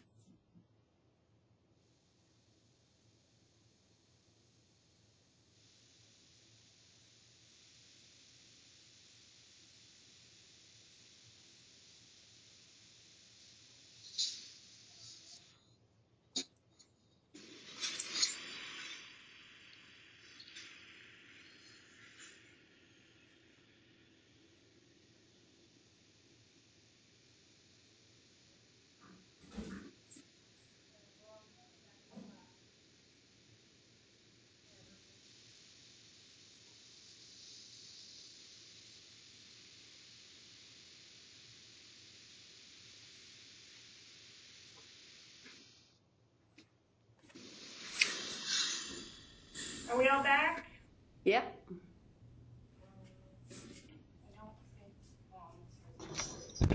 Yes, ma'am.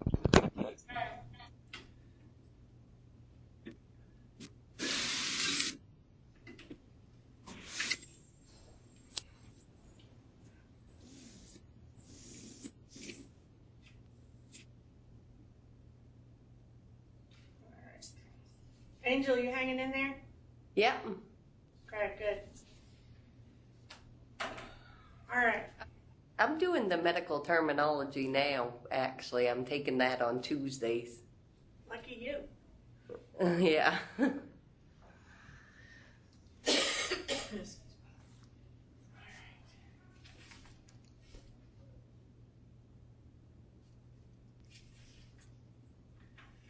The other nice thing about this class and doing the insurance handbook first is that you're going to have repetition in the buck book. Because chapter 2 in the insurance handbook is compliance, privacy, fraud, and abuse.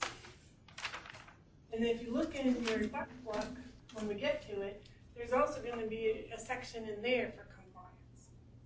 All right? It's just a lot of common sense too, right? Right. I mean, A lot of common sense stuff.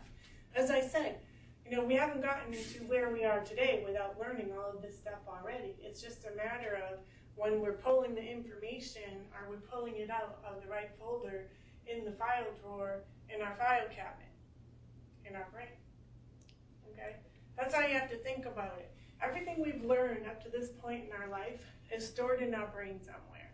So if you had a healthcare background, okay, it doesn't matter that all you did was, you know, floor work and whatever else was involved. You, somewhere in your brain, have this other stuff locked inside. And it's going to come out as you need it, okay? And as you said, common sense, all right? Fraud and abuse and privacy, we've all heard about it. When you think about compliance, compliance is compliance across the board for life. It's not just in healthcare. There's compliance for just about everything that we do. We just don't think of it in that manner, okay? So, page 24 in your textbook, if you have one. All right. Compliance is defined as, in the healthcare industry, it is the process of meeting regulations, recommendations, and expectations of federal and state agencies that pay for healthcare services and regulate the industry. Okay, that is compliance. Basically, what we're doing is we are following those regulations and recommendations. So what are the provisions under compliance? There are two provisions that relate to healthcare. And the first one is the Health Insurance Portability and Accountability Act, also known as HIPAA. And HIPAA is the one that most relates to healthcare. And HIPAA is on page 24 in your textbook. Now, underneath HIPAA, you will see Title I, which is Health Insurance Reform. And this provides continuous insurance coverage for workers and their dependents when they change or lose jobs. Then you have Title II, which is the Administrative Simplification. Now, whoever in the heck decided that coming up with a law would refine administrative simplification, they must have been drinking too much. Because basically, it didn't simplify what we do, it actually made more work for what we do. But it's all done in an organized fashion. So, With a smile. Is it with a smile you had? Absolutely. So, the administrative simplification for the administrative data is referral certification and authorization for services. Believe it or not, it's not taking a piece of scratch paper and making a note and jotting it down and then throwing it away later, all right? There really is such thing as a form. There's forms you should use for referral or certification. And well, you can Google certification form or pre-authorization form. Most of your payers even have one on their website. And if they don't, you can make one up. Because the information that you need to do a pre-cert or a pre-auth is pretty much all the same. Name, date of birth, what are they pre-authing for, that type of stuff. Then enrollment and disenrollment of individual into the health plan, okay? So how do we enroll them? What information do we need? Do they have dependents? And then health plan eligibility. All of this falls underneath the simplification of administrative data.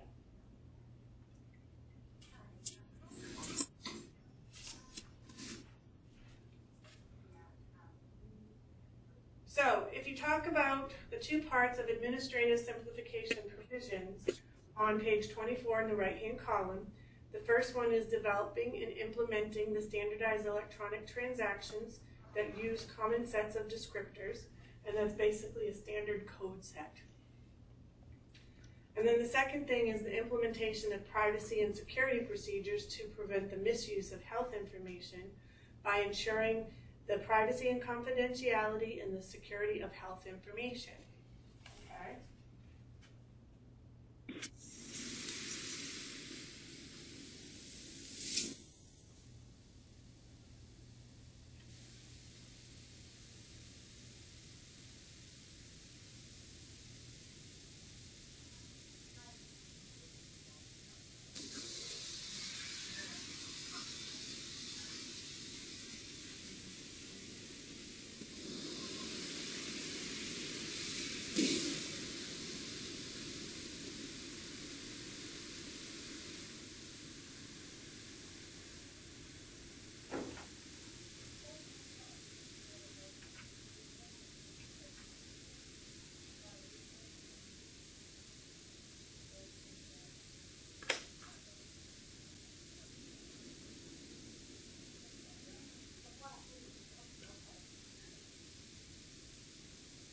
Okay, some key terms on page 25 in your textbook.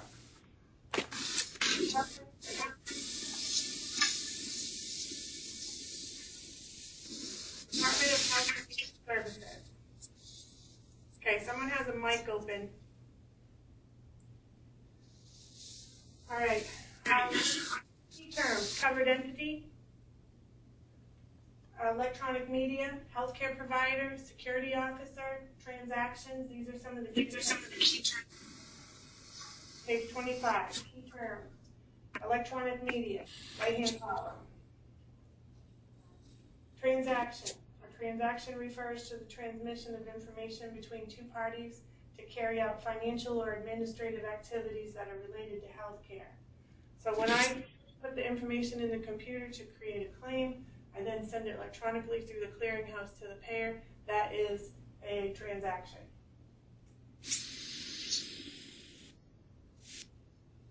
When you have HIPAA in a practice setting,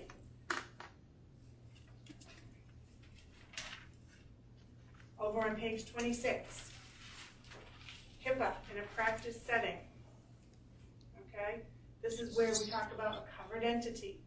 The healthcare provider is designated as a HIPAA-mandated covered entity under certain conditions. Down in the next paragraph, we have a privacy officer or privacy official, or the acronym PO. They develop and implement the organization's policies and procedures, or P&P. The business associate is considered an extensive provider practice and is held to the same standards under HIPAA. I am considered a business associate. I have to have a business associate agreement signed. Even though I'm an independent contractor, I am still held to the same standards as if I were working in that practice. State preemption is a complex technical issue, not within the scope of the health rules, that refers to instances when state law takes precedence over federal law.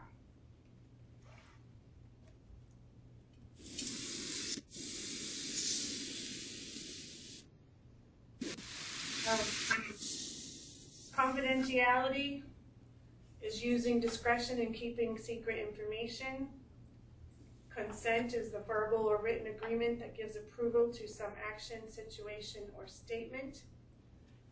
Under HIPAA, a consent form is not, I repeat, is not required before physicians use or disclose protected health information for treatment, payment, or routine healthcare operations, also known as TPO.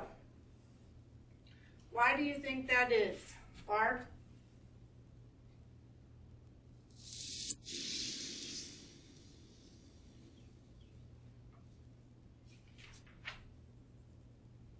I think Barb's having issues too.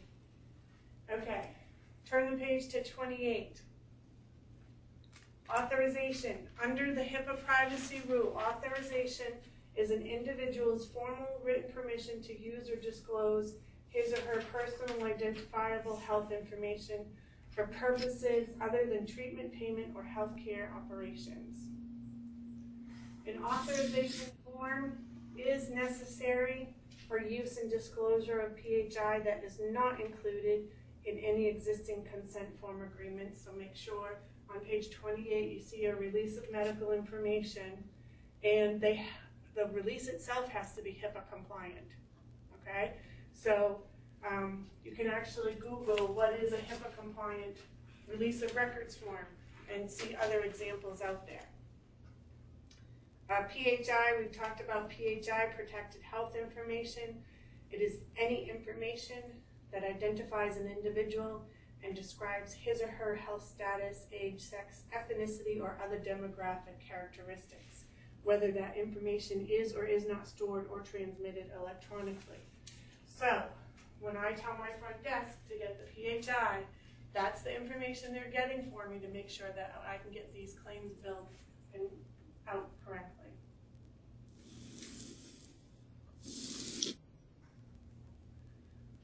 Over on page 29, you see the consent for use and disclosure of health information.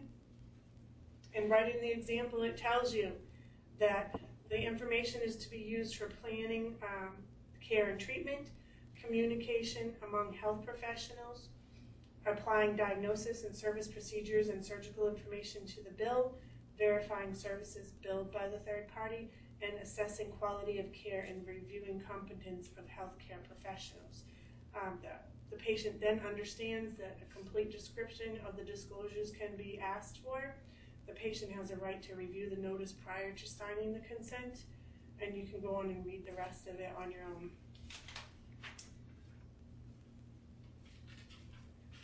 The privacy rule, turning the page over to page 30, we're talking about confidential information. Confidential information, as a billing specialist, you are responsible for maintaining confidentiality of the PHI, the patient's health information. A breach of that confidential communication is considered a HIPAA violation.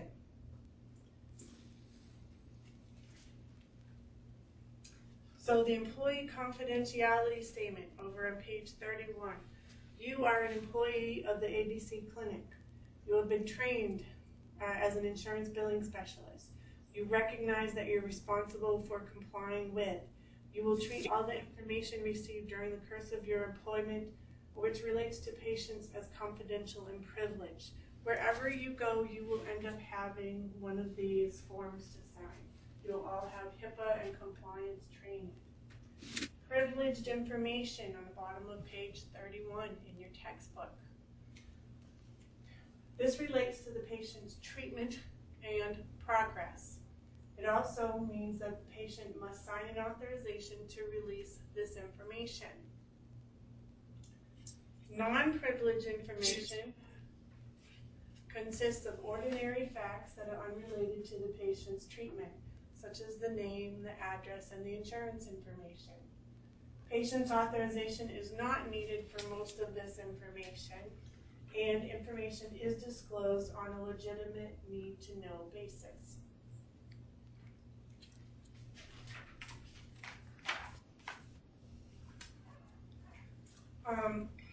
HIPAA, the Health Insurance Portability Act, it basically explains the rights underneath HIPAA for the patient. You have a right to the notice of privacy practices, a right to request restrictions on certain uses and disclosures of PHI, a right to request confidential communications by alternate means, a right to access, inspect, and obtain a copy of your PHI,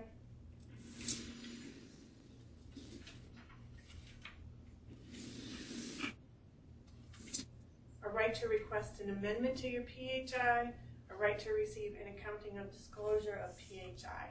Now, just because you are married, or you have a significant other, or you have nosy parents, that does not mean that gives them the right to call your doctor and ask about your care or what's going on.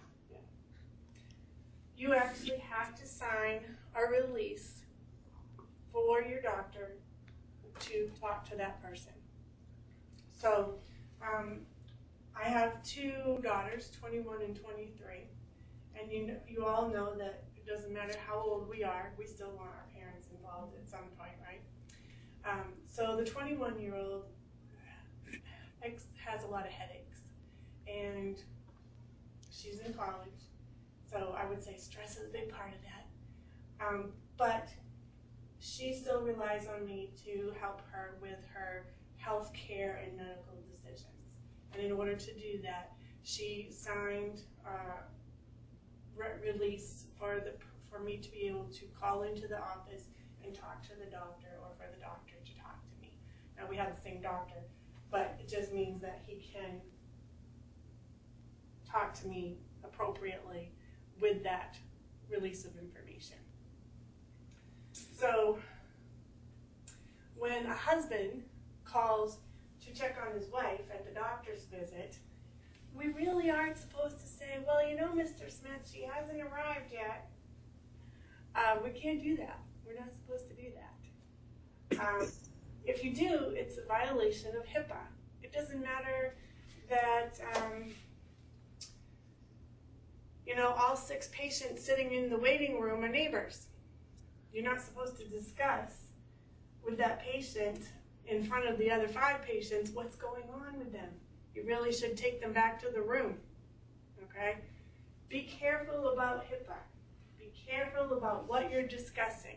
You can, in general, say the patient in room 2 is asking about, because if you're in a hallway and patients are passing by, really you shouldn't be doing that. You should be going into a quiet area and saying, Dr.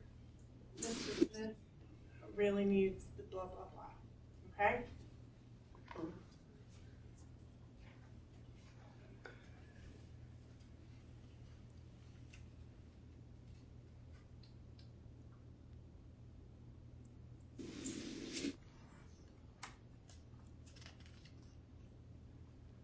All right, let's talk about verification of identity and authority on the bottom of page 34 in the right-hand column. Before any disclosure, you must verify the identity of the person requesting the PHI if they are unknown to you. You might request the date of birth, you might request the social security number. You basically need to validate that person is who they say they are, and you need to validate that the patient has given you permission. There is training involved over on page 35. Obligations of the healthcare provider. As the provider practice, they are held to train you. They're supposed to train you, give you the safeguards that are put in place to ensure all of this is taken care of. Complaints and workforce sanctions. Individuals, both patients and staff, must be provided with a process to make a complaint concerning issues that arise or incidents. Your workforce members are subject to appropriate sanctions for failure to comply with these procedures regarding PHI that's set forth in the office. Sanctions might vary wherever you end up working. Mitigation pretty much means to alleviate the severity or make mild, over on page 37 in your textbook. And refraining from intimidating or retaliatory acts. Your HIPAA privacy regulations prohibit a covered entity from intimidating, threatening, coercing, discriminating against, or otherwise taking retaliatory action against individuals for exercising their HIPAA privacy rights and individuals for filing a complaint with DHHS. There are 3 safeguards that are security measures encompassing an information system. You have administrative, technical, and physical.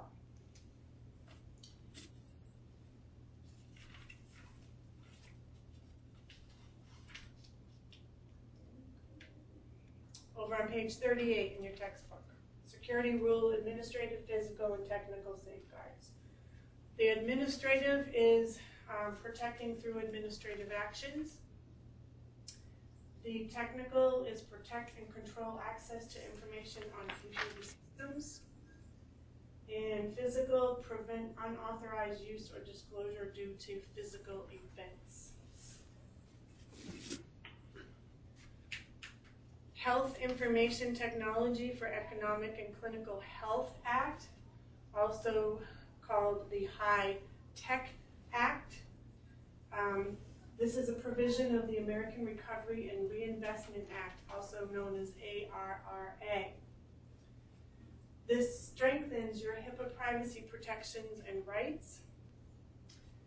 And people, the three areas that are brought to compliance because of the changes of this are your business associates, notification of breaches, and civil penalties for non-compliance.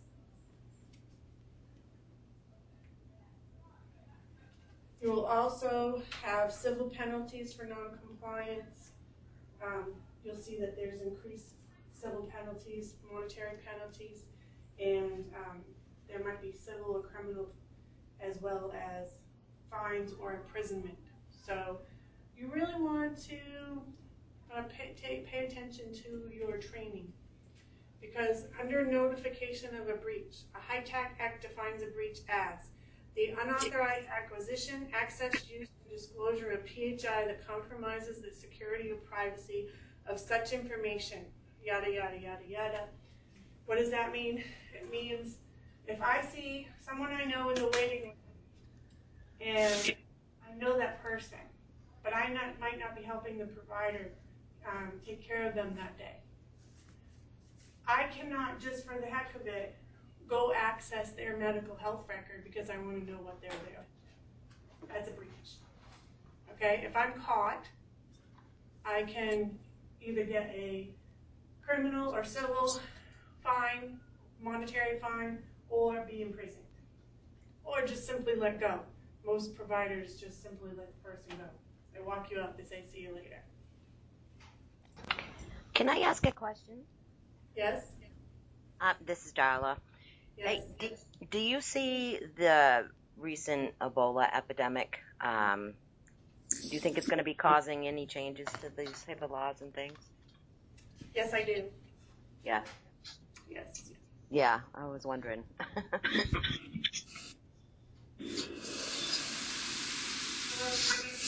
Fraud and abuse. Over on page 40. So, fraud and abuse.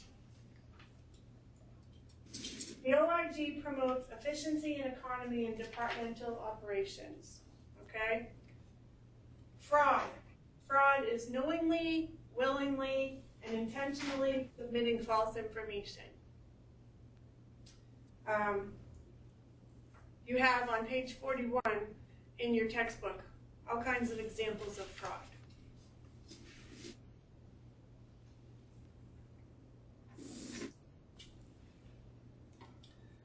Some of the examples they give you are billing for services or supplies that aren't provided, called phantom billing, forgiving a deductible or copay, upcoding, splitting the codes, posting adjustments to generate fraudulent payment, blah, blah, blah. Abuse is inconsistent with accepted medical, business, or fiscal practices.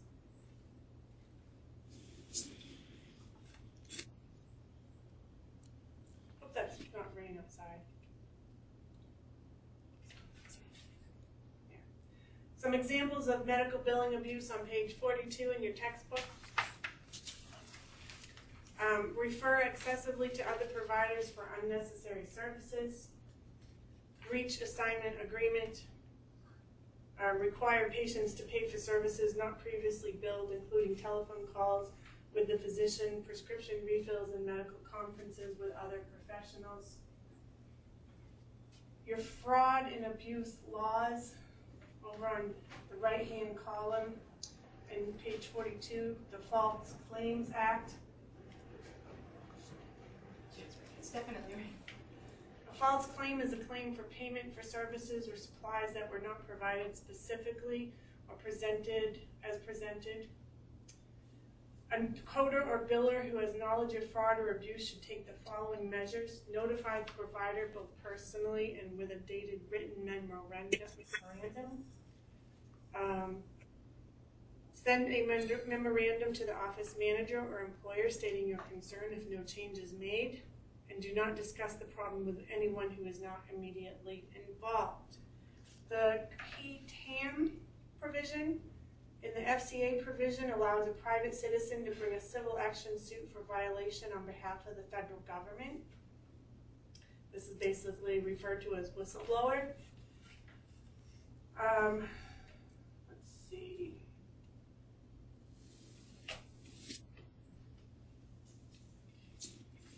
The anti-kickback statute over on page 23 in the right-hand column.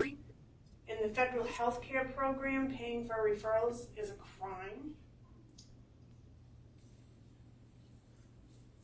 Stark 1 and 2 laws. The Stark law is commonly referred to as physician self-referral law. Stark 2 law prohibits the submission of claims for designated services or referral of patients if the referring physician has a financial relationship. So basically, you can't refer someone to gain money. Your safe harbors over on the right-hand column, safe harbors specify various business and service arrangements that are protected from prosecution under the anti-kickback statute.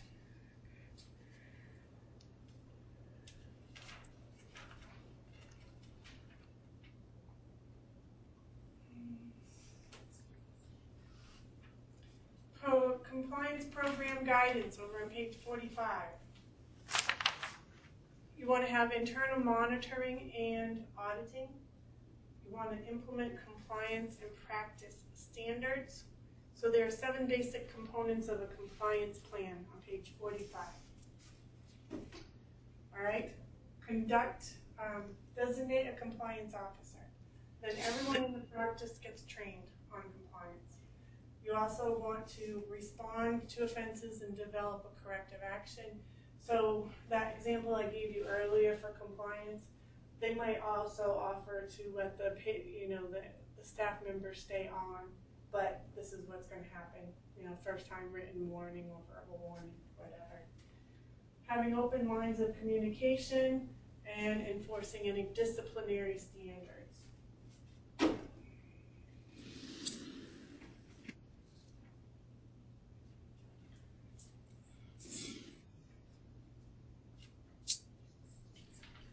So on page 47,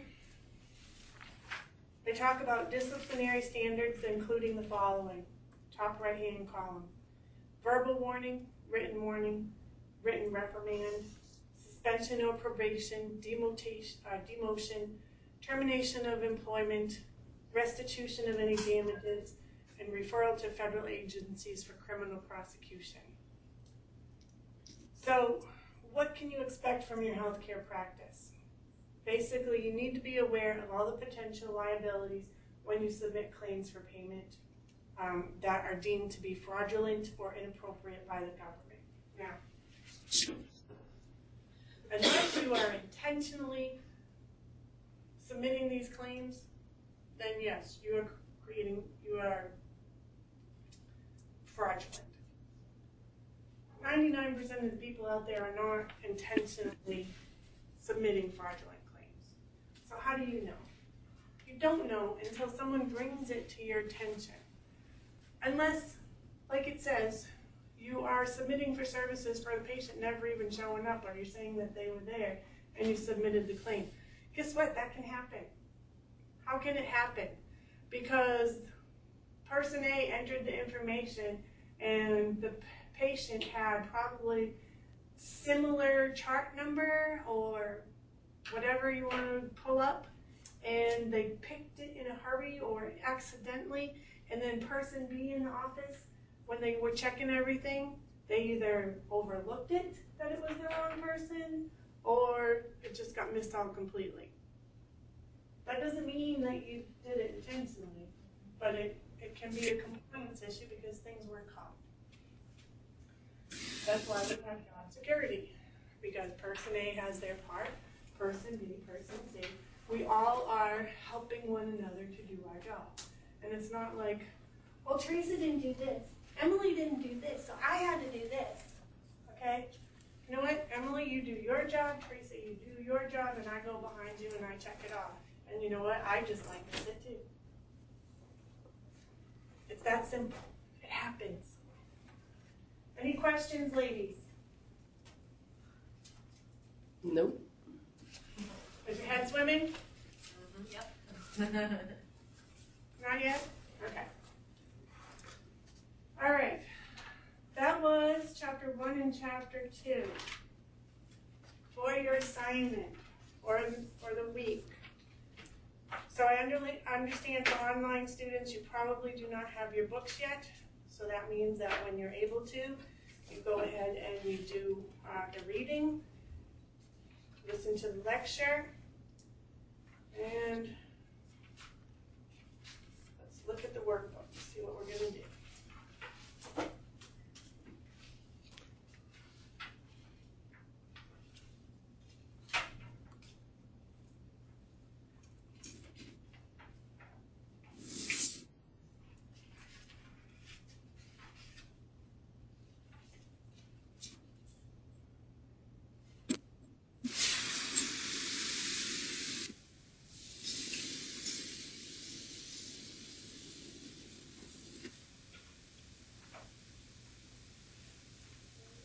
Okay. So for your homework in the workbook, I want you to do page 1.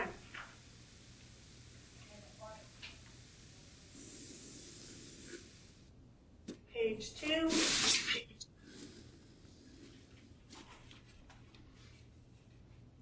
Page 3.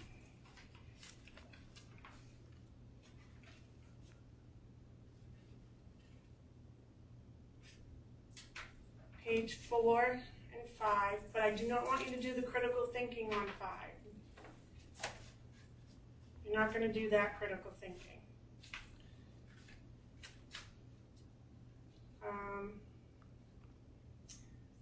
You do not have to do the critical thinking on page 6. But on page 7, what I would like you to do is the assignment 1-3 where you visit a website. And what you're going to do is you're going to access the internet. You're going to do number 1 only. You're going to access the internet and you're going to find, use one of the search engines, Yahoo, Excite, Google, and you're going to begin a web search for insurance billers to search for information about insurance billers or go to the career path website listed on Evolve. I'd rather you just use the web search engines. And I want you to list 3 to 5 websites that you find. And just tell me a little bit about what each of those resources list as benefits for you trying to find a job.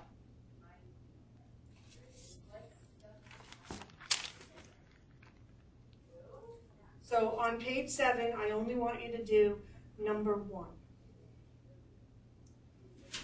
And come back to class next week and we'll talk about what you might have found. Can you repeat the last part of that? You Number want us to, yep, Page 7, you're Yep. going to do number 1 only. right, You're going to use your search engine, whatever one it is. I don't want you to go on Evolve. Don't use Evolve. right, And I want you to find 3 to 5 website sources. And I want you to list the benefits that they have for you to find a job.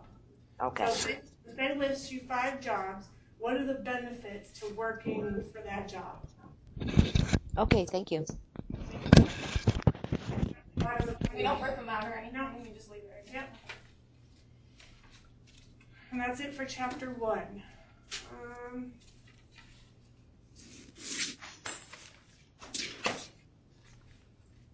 Chapter 2, do page 9.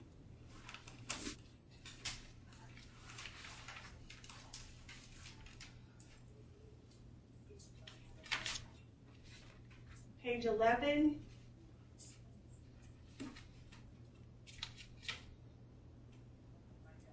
Page 13.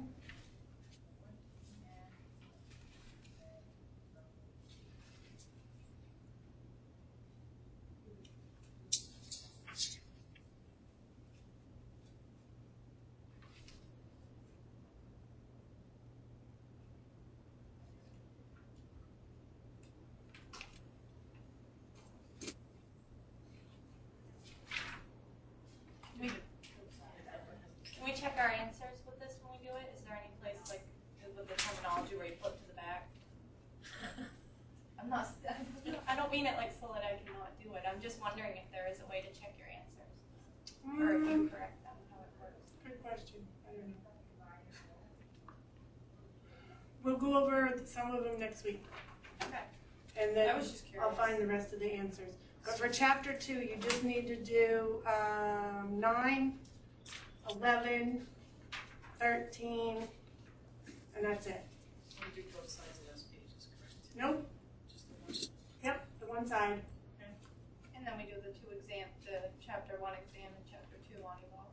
If I put it up there, let me look at it. So I should just keep checking throughout the week. No, I'll send an email out that says whether or not there's an exam on Evolve, Oh, okay. so you don't Until have to then. keep checking. Okay. And that's it. So chapter 2, 9, 11, and 13. All right. You still have to read, read chapter for next week. Read chapter 3. Chapter 4.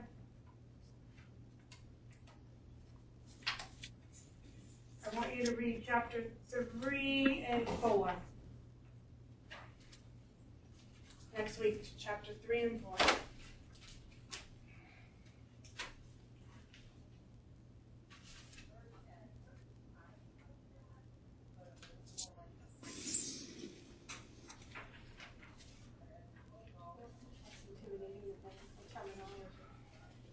Okay, so next week, read chapters 3 and 4. Do the chapter 1 and chapter 2 in the workbook that I assign the pages. If you have questions in the meantime, email me. I will send out an email that says you have an exam on Evolve or not. We'll go over some of the answers next week. Am I missing anything? Oh, and the only books you need for next week will be your insurance handbook and workbook. If you want food or drink, bring it with you. Just be quiet. Oh, next week, you two ladies will be here, but I'm going to be somewhere else. We will still have class. Okay? So if you're good with working the remote, Just press green and then. okay, that's all you do. Okay? So then, Will it be on every time? There are some weeks where it wasn't even turned on and I had no idea how to do it. okay, well, I have all the instructions though in here, Good. all those on our I syllabus. don't know what that's there. It's in the old. Okay, Yeah, I so know next that. week, I will not physically be here in Brunswick, but we will still have class. I will be joining you all via Jabber. Okay? I have a question. Yes, Lisa. How many tabs should we purchase? Don't do that yet. How many should you So- purchase? Probably about 8, maybe, but 8 packages or 8 tabs?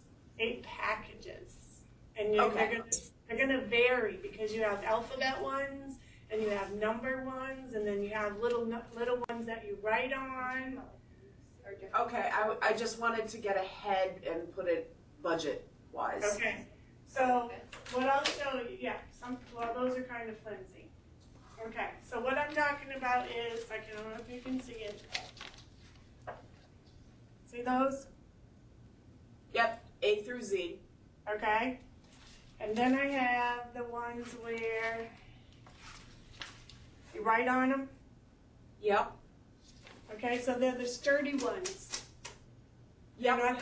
They're not the flimsy ones that turn every time. And then you have these ones here, which are pretty sturdy too. So you have the bigger ones, the little ones, the alphabet ones. They also have numbered ones like this. Can I get all the same kind, or do I have to have it the way you have it? You can get it however you want. Okay. Like I said, I'm trying to budget and That's figure fine. it all out. Yeah, because they're like $4 to $7, some of them. Yeah. I'm thinking maybe buy a package a week. I don't know. Yeah.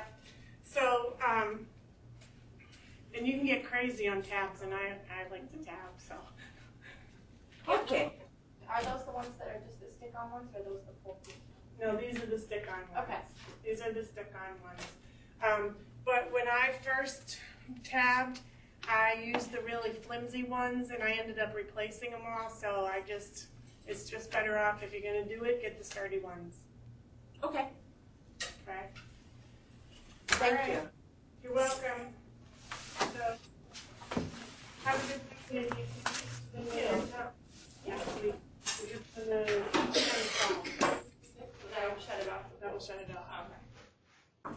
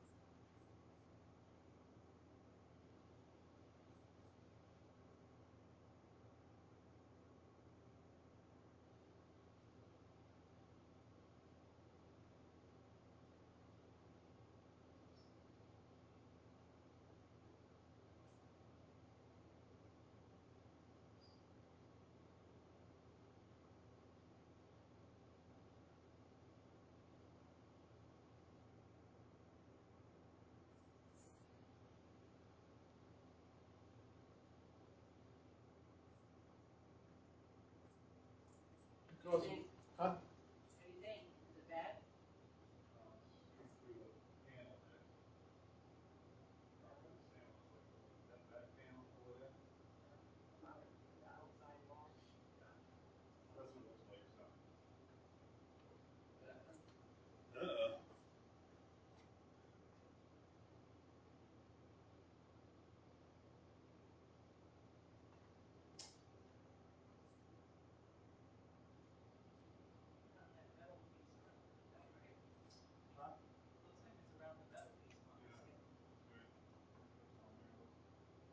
That's what he was telling me.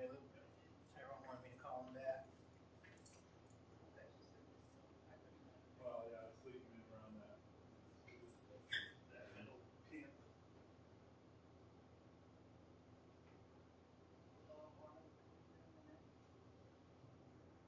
Maybe going that way.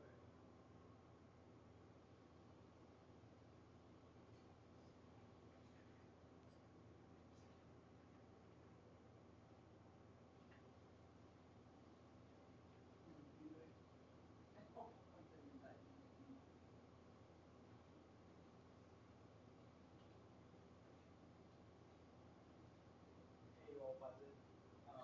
It's leaking around that panel above the window. Yeah, it's not the ceiling. It's right over next to the window, right up top by the panel. Driven down. I put like a recycle basket under it, but I don't think it's gonna catch any of it because it's kind of running down. Yeah, I will. Yeah, I will. Alright. Yeah, they'll have to come and seal those. Alright. Yeah. Bye.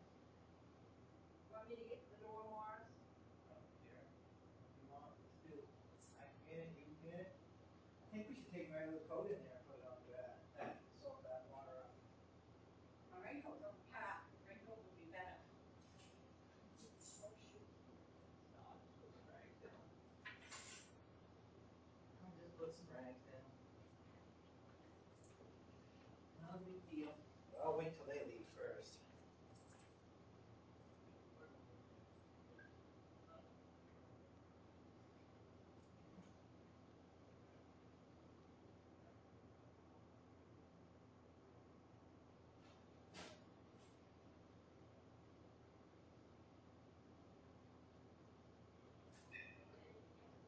Yes, I am down here.